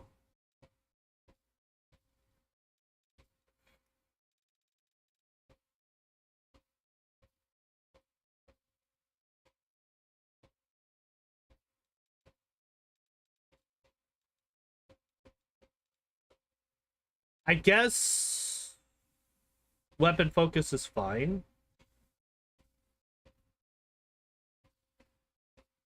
And multi-shot is not for crossbows, it's for bows only.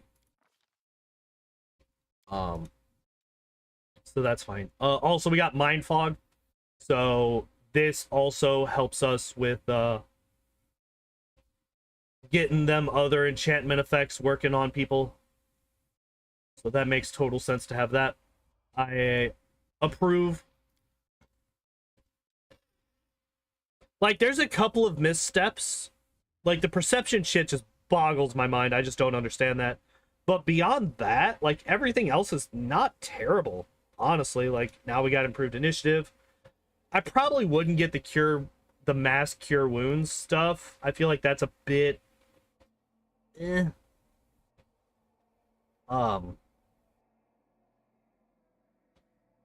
Yeah, we get improved initiative. This is one of the fortunate few that we get improved initiative on.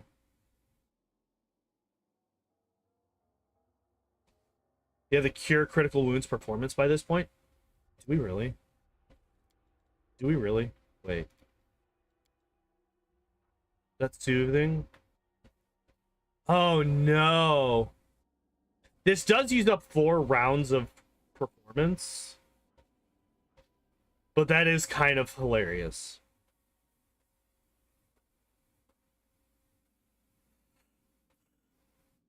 Huh.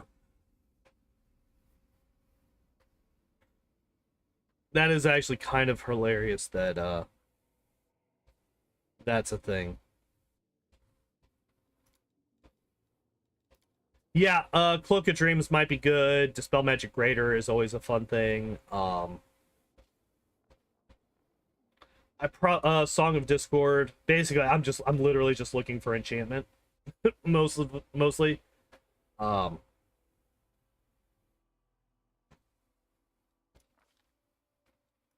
What does Cloak of Dreams actually do? Surrounded by soporific aroma that causes all living creatures within 5 feet of you to make a successful will save each round or fall asleep for 1 minute. Sleeping creatures are helpless but wake up after me. Actually, no. I do not like this because this affects your party members. And as a ranged character, you are far more likely to be putting your own party members to sleep than you are to be putting any enemy to sleep. So I would not take this spell.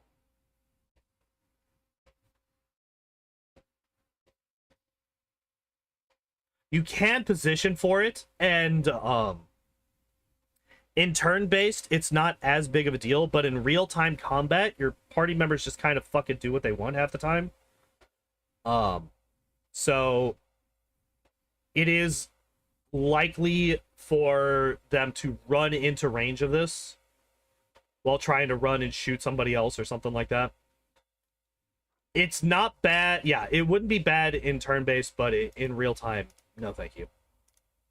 Also, if you have it up,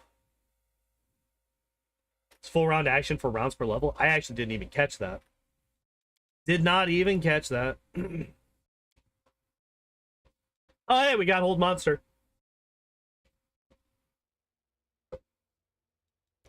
What do we got here? Brilliant Inspiration. Oh, it gives you rounds per level. Whoa, wait. Okay, if any rolls in nat 20, the spell's effect ends. Okay. But for rounds per level, it gives you advantage. That's crazy good. Actually. That is a crazy good spell. And then Overwhelming Presence works really well with us focusing on enchantment spells. The thing is, the problem is, it has 4 spell descriptors. And the reason that that's a problem is the more spell descriptors a spell has, the more likely an enemy has an immunity to at least one of them.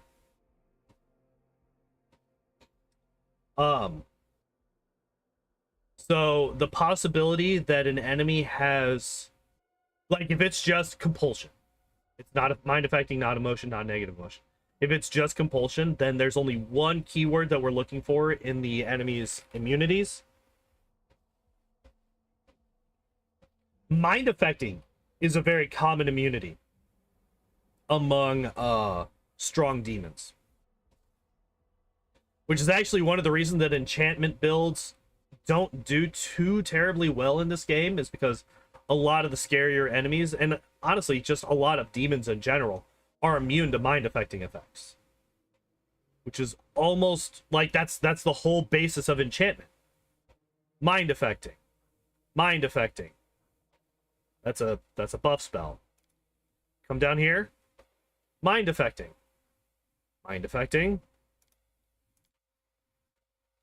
That's buff. Mind affecting. Most demons are going to be immune to most enchantment spells, which is really, really unfortunate. It's really unfortunate that it just invalidates an entire branch of spellcasting and just kind of removes an entire, it just kind of removes an entire style of play from the game, because demons just don't give a fuck about it. Also, we have Great Fortitude. I hate it. At least it's not like Reflex or something, because I think Reflex is... Here, let's actually come back here. Hello? There we go. Fort, yeah. So, Reflex and Will are strong, Fort is weak, so... If they're gonna grab one of them, I would rather them grab Great Fortitude. It's not like being a fucking Arcanist with only a high will save and then getting Iron Will and Greater Iron Will, which is fucking stupid. And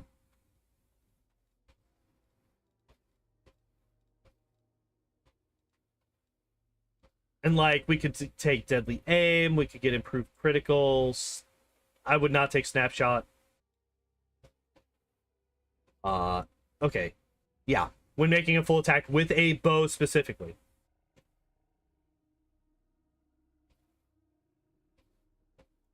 Use that Master Rod from the Finian questline, or go Lich and make your spells have no resistance. Yeah. Well, like, that's the thing, is that, like, a lot of these, it's just like, go Lich and you win. Like, what if I want to not go Lich? What if I want to go literally any of the other mythic paths? Also, the Lich also has a limited use for that, right? Isn't it like 3 spells per day or something like that? Also, we get Fear, which is a level 3 spell. I think there's definitely something better. Overwhelming Grief. Hell, Dispel Magic, Delay Poison, Communal. Any of those would have been better. And then we get Greater Shout, which is very Bard-ish.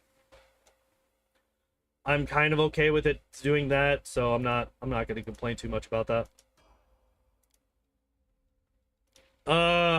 Fucking fast stealth when we don't have stealth. We have no stealth. Why are we getting... Oh my god. These are bad. These are trash.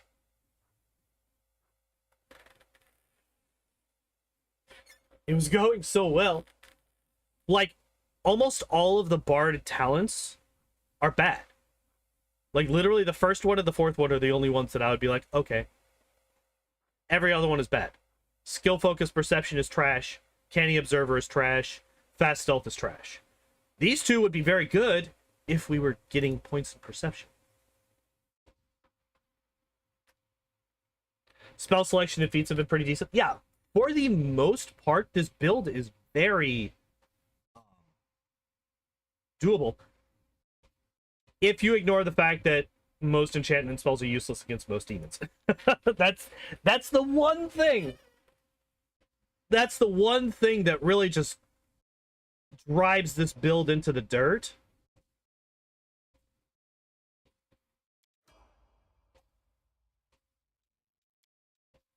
Is that, yeah, and then there's improved grave fortitude. That kind of makes sense. I'm not overly surprised about that. Shadow Evocation as our level 5 here. I would probably pick Dispel Magic Greater over that. Key Shout, potentially. I mean, we already talked about Song of Discord. And then level 10. Or level 20. Finally maxed out at 24.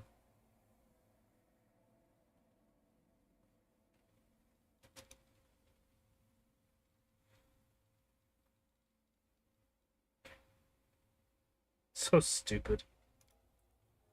Neutralize poison. We got neutralize poison. Not delay poison communal, which removes the necessity for this spell to ever exist.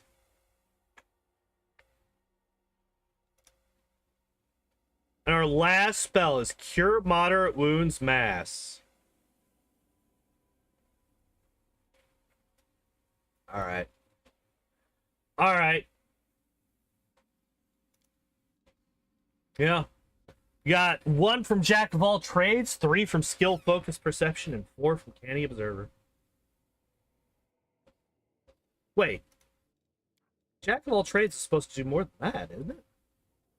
Where's Jack of all trades at? Where you at?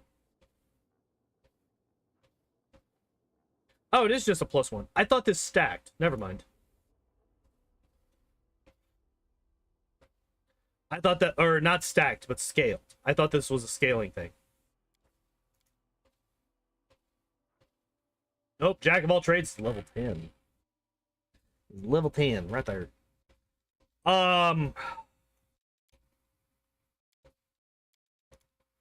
Alright, speed round. We got to speed round this this Bloodrager. Bardic knowledge scales, yeah, I might be thinking about that. We got 25 minutes to get through the entirety of Bloodrager. Now, I do know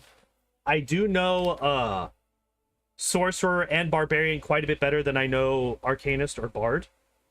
So it should go faster just because of that. Go away. Yep, we're making a new character, custom character. Alrighty then. Bloodrager. Angel Kid, yep, boosting up that strength and charisma. Both of these are really, really good for a Bloodrager because, you know, our spells are based off of charisma. Our strength is based off of strength. Lumberjack.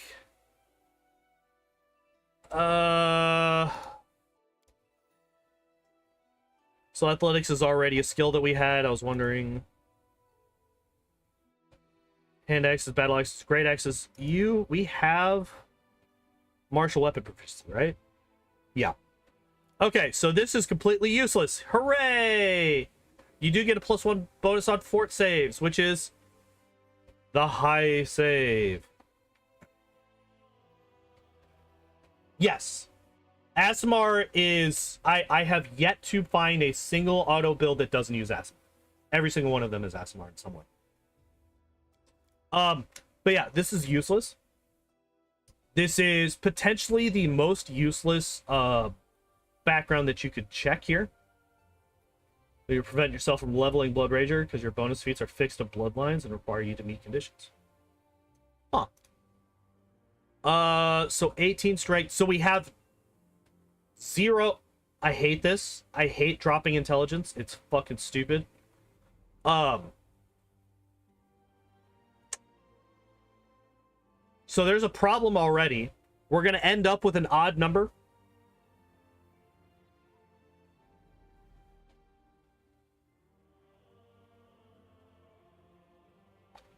Oh, being good, picking ass smart. Yeah. Yeah, it will lock you out of some of them. Yeah, so we're gonna end up most likely with strength at a 23, which is really fucking stupid. We get athletics and perception, but we're only gonna be leveling one at every level. The other one is only every other level. So I'm hoping that we boost up athletics every level, and perception is every other level. Because we have a -1 on our intelligence modifier. We do start off with power attack, which I'm very okay with as a strength-based character. Celestial bloodline. Considered good align for the purpose of bypassing damage reduction. That's fine.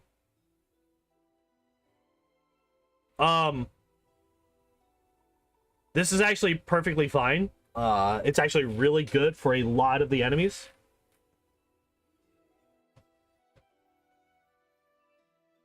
Oh yeah, monk build that literally takes the thing that gives you the improved unarmed attack feat. Yeah, I did forget about that.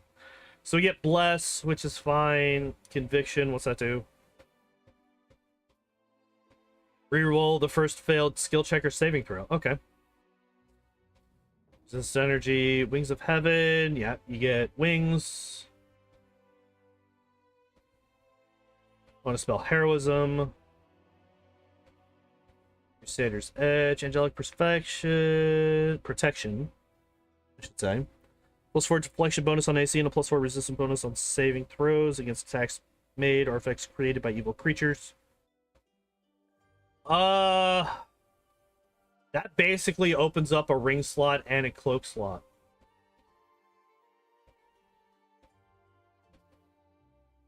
Didn't have the stats for all the feats in both bloodlines.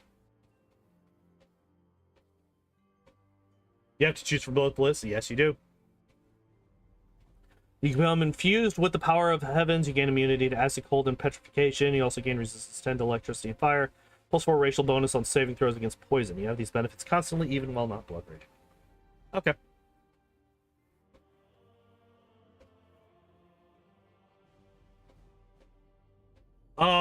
Yes. But I do know that there are cloaks that are specific to blood ragers. So that is very good at the very least. Follow if you dare.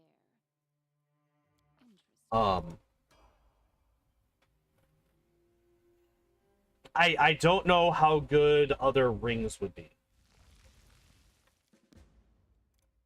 All right, what do we got? Literally nothing. I like it. Oh, interesting. Immediately cleave. This looks like the builds that I go with on the animal companions, honestly. Enlarge personage shield. Really good first spells for this guy. Magic armor probably, or magic weapon probably isn't going to do a whole lot. Cleave felt really shit in Kingmaker. If you only get cleave, it is. But once you get cleaving finish, it gets a lot better, especially with a very strong melee character. Yeah, and there's cleaving finish. We get true strike to guarantee that we're gonna hit. We could argue mage armor is better. Boost up that AC. Improved initiative at level 5. Oh, it's one of the bonus feats. I'm okay with it as one of the bonus feats. And then there's mage armor. Okay.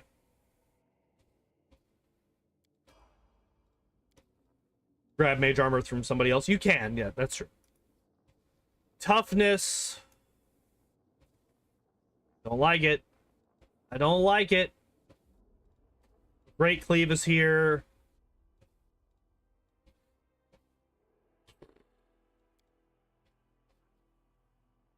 Already getting damage reduction. Do they get D12? That is a good question.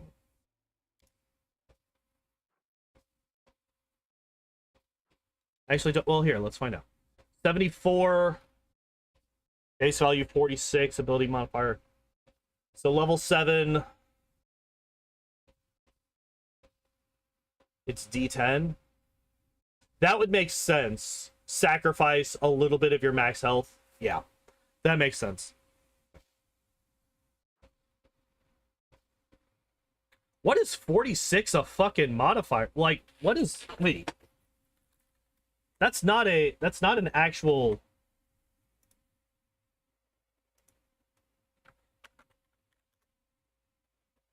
Oh, the first level has a full 10, right?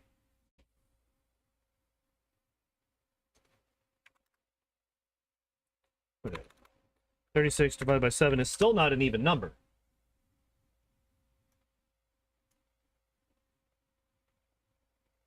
That doesn't make any fucking sense.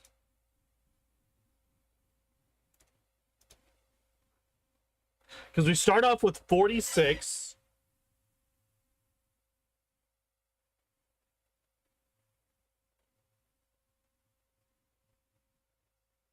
Subtract 10. Oh, it's 36 divided by 6. So you get 6. Yeah. Okay. Well, hello, kitty cat. The Johnny cat. Coming in. Wanting to hang out and cuddle. Which I am fine with. So yeah, we get blessed because of our bloodline. We get resist energy because fuck it. And mirror image is also good. What would I take instead? Bull strength, probably. Bull strength would be good. Matt? Fucking. Shut your fucking mouth. So we are boosting up strength. I did forget to check that at level 4. So that's good at least. Oh, wait. I'm sorry, I goofed. We are getting 2 here, and then we get a third one, so we're getting Lore Nature as our third. Okay. That's fine. False Life, I would prefer Bull Strength or Bear's Endurance over False Life. Bear's Endurance gives us, at this point, an extra 16 health, which is going to be better than almost any roll that we get. We would need to roll an 8 or better to get that 16 health.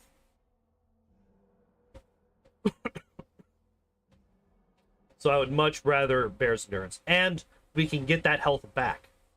It's like once these temporary hit points are gone, they're gone. Whereas with Bear's Endurance, you can heal back up that extra health. So, not a huge fan of False Life. I don't like it. There's Great Cleave, so that's a thing. We literally have 2 choices here. We have Iron Will and Weapon Focus, so Iron Will it is, I guess.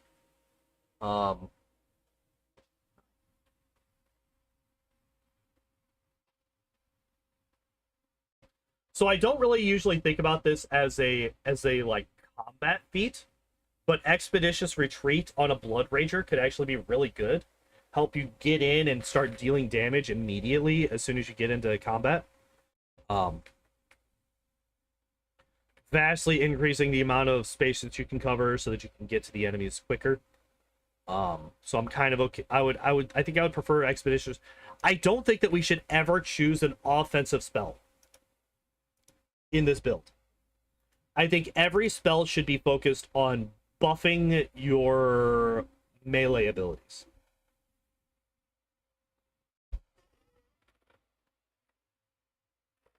Hi again.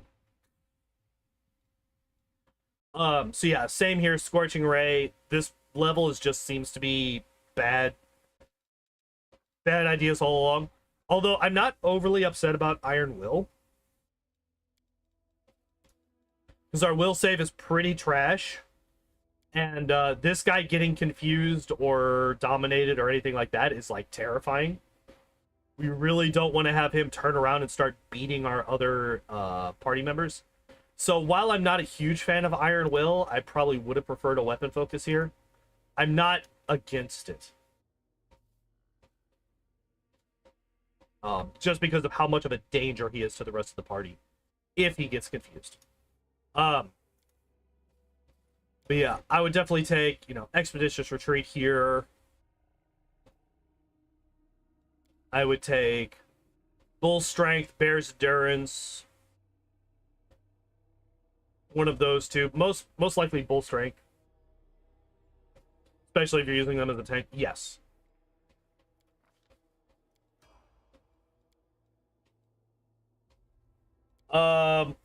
Haste and Animal Aspect Greater.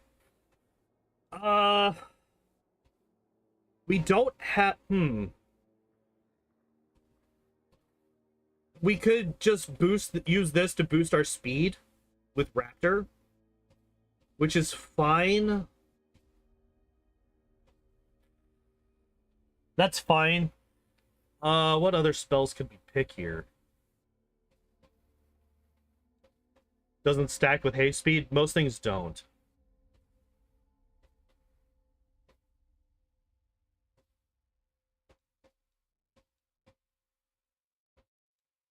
Wait. Oh yeah, because they're both enhancement bonuses.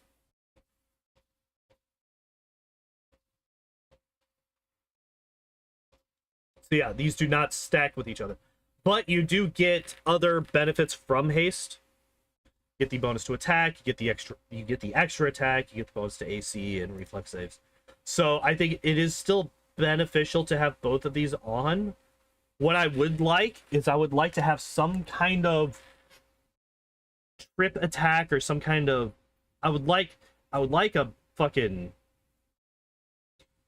like some kind of wolf bite or something like that where I get a free trip with my attacks for Animal Aspect, but well. Bloodrager, we get improved critical Great Axe before we get weapon focus Great Axe. I'm assuming we're going to be getting weapon focus here. Not sold. So here we'll look at it again. Animal Aspect Greater is minutes per level.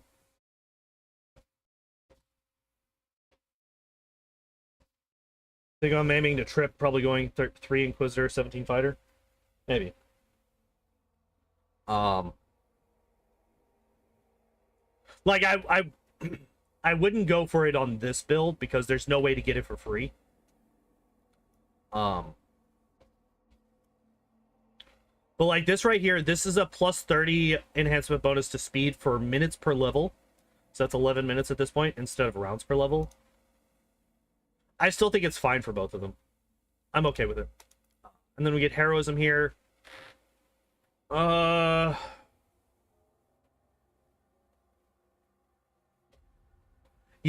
a lot of it comes down to duration in my mind. Haste is like one of those ones that the duration is very, very low. So I kind of tend to not consider it. I forgot about that. I forgot about that combo. Yeah, Matt, you're completely right. Animal Aspect and then Master Shapeshifter, and you get a +4 to all your physical stats.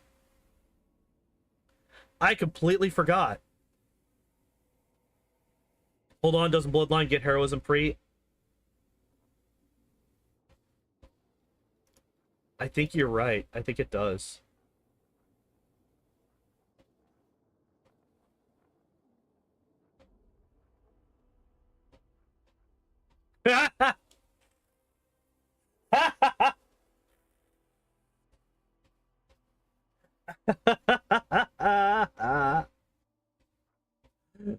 We get it for free 2 levels from now.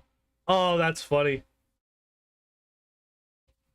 Yeah, because it's the bonus feat from the Sorcerer bloodline. So yeah, this is useless, which is why it's fucking thumbs down.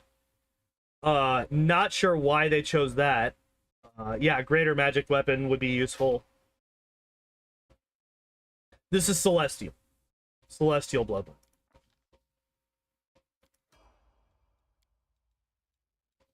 Oh boy. Alright. Finally get our Great Axe weapon focus. That's fine. Protection from alignment is bleh. I no longer care about Expeditious Retreat because we have greater magic, or greater fucking whatever it's called. Stinking Cloud would be good.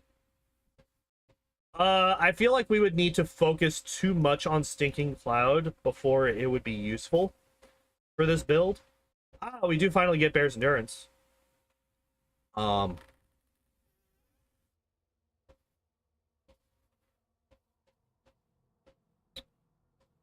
Vampiric Touch could potentially be decent.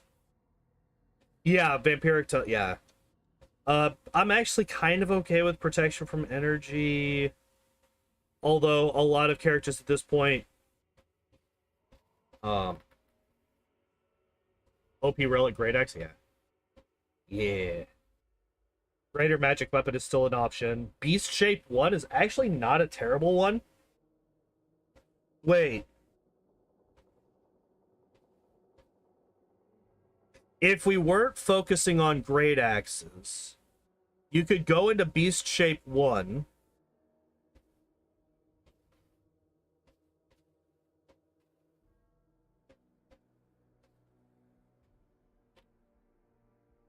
Animal Aspect boost your trip with Gorilla.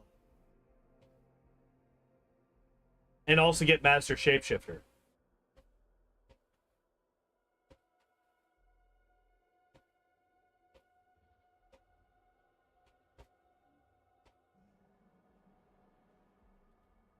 There is, okay, so there is actually a way to get a free trip in this build.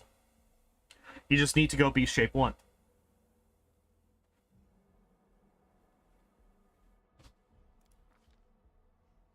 Should have been used on actual Bard. Bards don't have spells, so they wouldn't have access to that.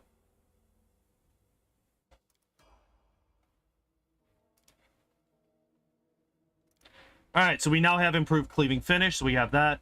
We get Beast Shape 2.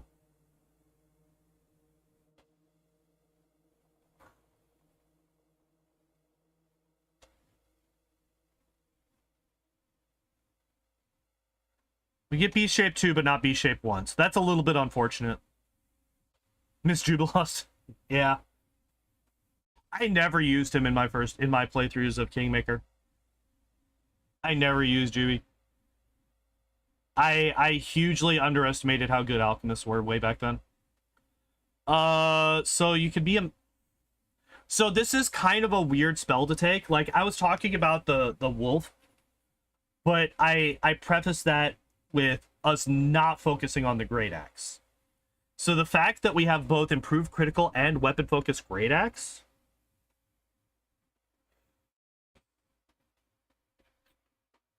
I don't really like suddenly choosing to not use a Great Axe by going into a Beast Shape.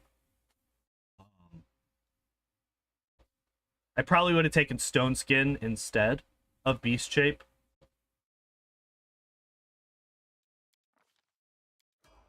I don't really see... There's not too many good spells for that spell level for this character.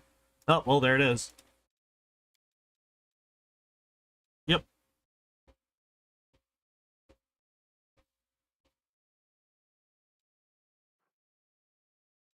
So suddenly we have a +10 to will save because of Indomitable Will. I'm okay with that. I am actually real... What are we getting on weapon focus here? Also, we got critical focus. Get ready, ladies and gents. Get ready. We're going to start getting those, we're going to get, was it staggering critical? We're going to get blinding critical so that they have to make the will saves. Unarmed, what the fuck? We're just walking past that one. We're just walking past that absolute trash of a choice.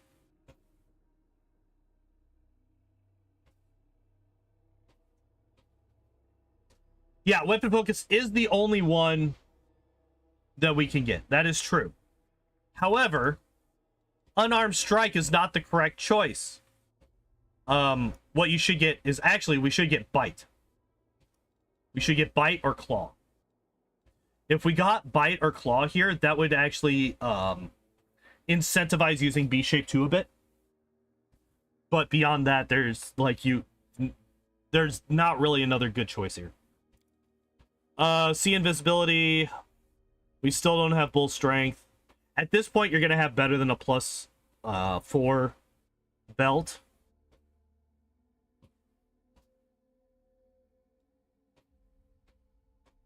Honestly, if we were doing B shape 1 instead of B shape 2, I would have been fine with bite and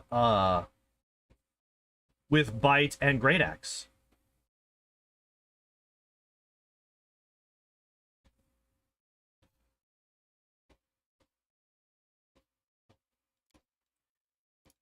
Because like, even though B shape 1 doesn't have as many attacks, it has the trip to go with it, which helps out everybody that's trying to hit that person. No choices here. We do get Crusader's Edge for free, so that's nice. Yep, there it is. What'd I say? I fucking called it. Staggering critical next. Jesus Christ, these people are fucking predictable. Give me wings instead. Give me Vital Strike. No, don't give me Vital Strike. It's too late for that. Sickening critical would be nice. Lunge. Fuck this spell. Fuck this feat. Hell, improved Iron Will. Double down on that at this point. I would rather that over staggering critical. It's fucking trash. Oh, that's right. Bloodragers still have arcane failure chance, don't they? Right, they don't have anything.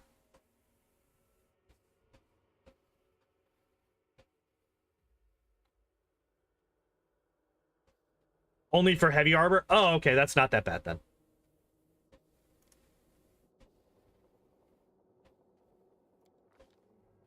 Guessing hammer?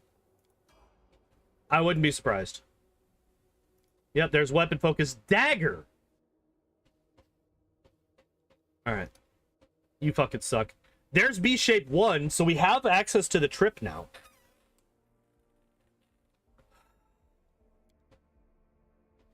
First you made this was high.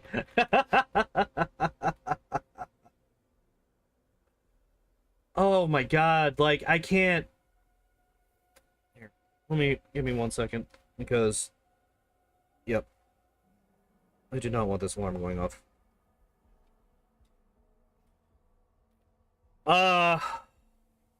Yeah, there's definitely a very specific pair of weapon focuses that they should have chosen, and they fucking didn't.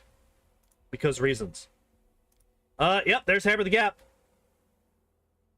We got there. We got them both. We got toughness way up at level 7. They delayed it, but they finally got it. Hammer the Gap at level 19. At the very least, at least, we are a full BAB class.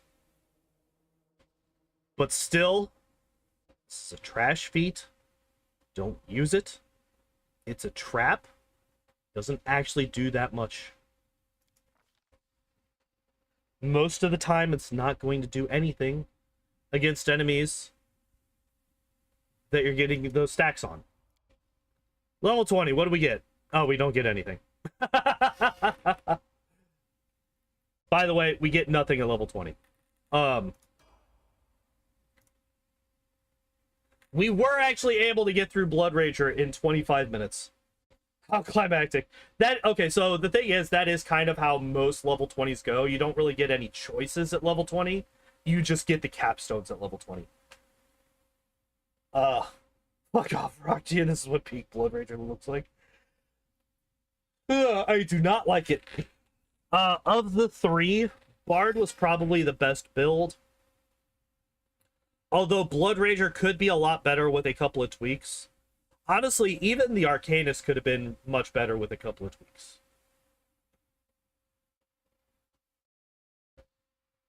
Like, the big one, just getting Potent Magic. If we just got Potent Magic at some point, everything else that's wrong with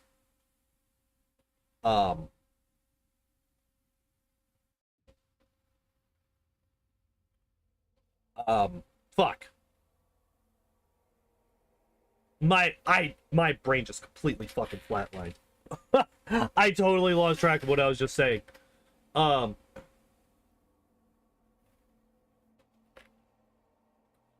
needed to stop fucking around with out of school spells, and Bloodrager needed to get its feats together. Yeah. Arcanist would have, if you go Lich with Arcanist and got potent magic instead of what the fuck was it that it got at level 2? Oh, it got the resistance one at level 2. Yes, Afro, it got the worst critical feat in the game. It got staggering critical. By the way, guys, I don't know if I've said this enough times over all of these videos. Don't get staggering critical. Afro, I'm gonna fight you on that. Don't even get blinding critical, because those both require saves. The other two do not. Tiring critical is just, it's fucking done. They're tired. Sickening critical, they are just sickened. Honestly, if you're gonna go for a critical feat, go tiring into exhausting. That is the best one by far. Honestly, just go black for a transmuter because it's better than just base Arcanist. I agree, now that I know exactly what you're trading off and what you're getting. Yeah. Blinding requires a fort save for it to actually set in. And as we've talked about, as has been mentioned many times, fort saves are really high in this game. Step 1, install bubble buffs. Yeah.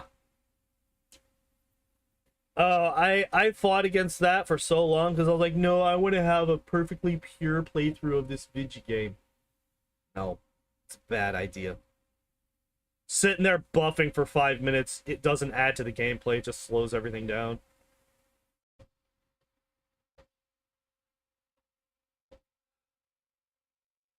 But yeah, guys, that's it for these 3 classes. Arcanist, with a couple of tweaks, could be good.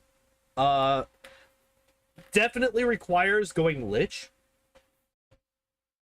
To really get the most out of it, but with a couple of tweaks, it could be very, very good. Bard, even without a mythic path, the Bard was okay. The biggest issue with it is just a lot of enemies are going to be immune to enchantments. There's nothing you can do about that, unfortunately.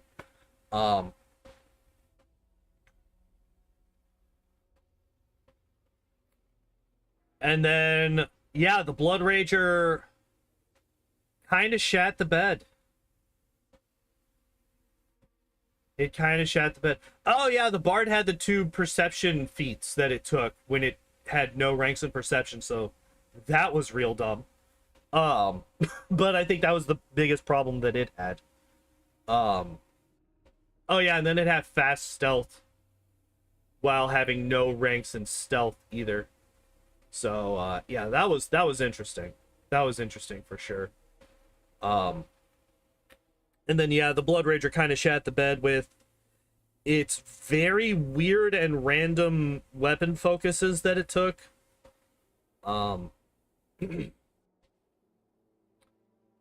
Yeah, that was strange. It should have gotten Bite and Claw to make the beast forms more viable.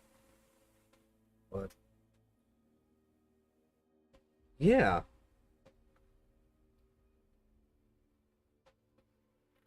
Great Axe of Ravagug. I love that one. That's the one. No, wait. Link in description is invalid. I will get you a new one. I will get you a new Discord link. Oh! Yeah, I need to fix that.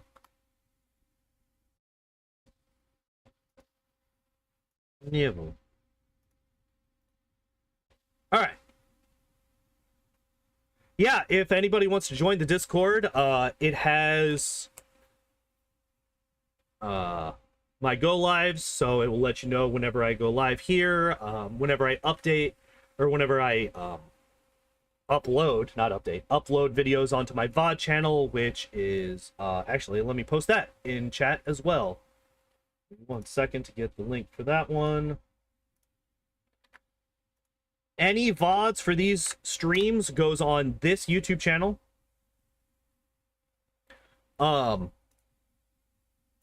So if you miss one of my streams, or if you want to catch up on the ones that I've done already, you can go to that link. They're all on there. I upload there 4 times a week. And yeah.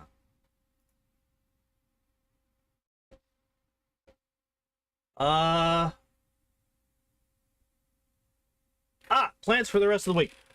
So tomorrow we are going to be continuing on with God of War 2018. I think we got done with all of this side stuff, and we were about to continue on with the main quest. I think. I'm pretty sure we got done with all of it last week.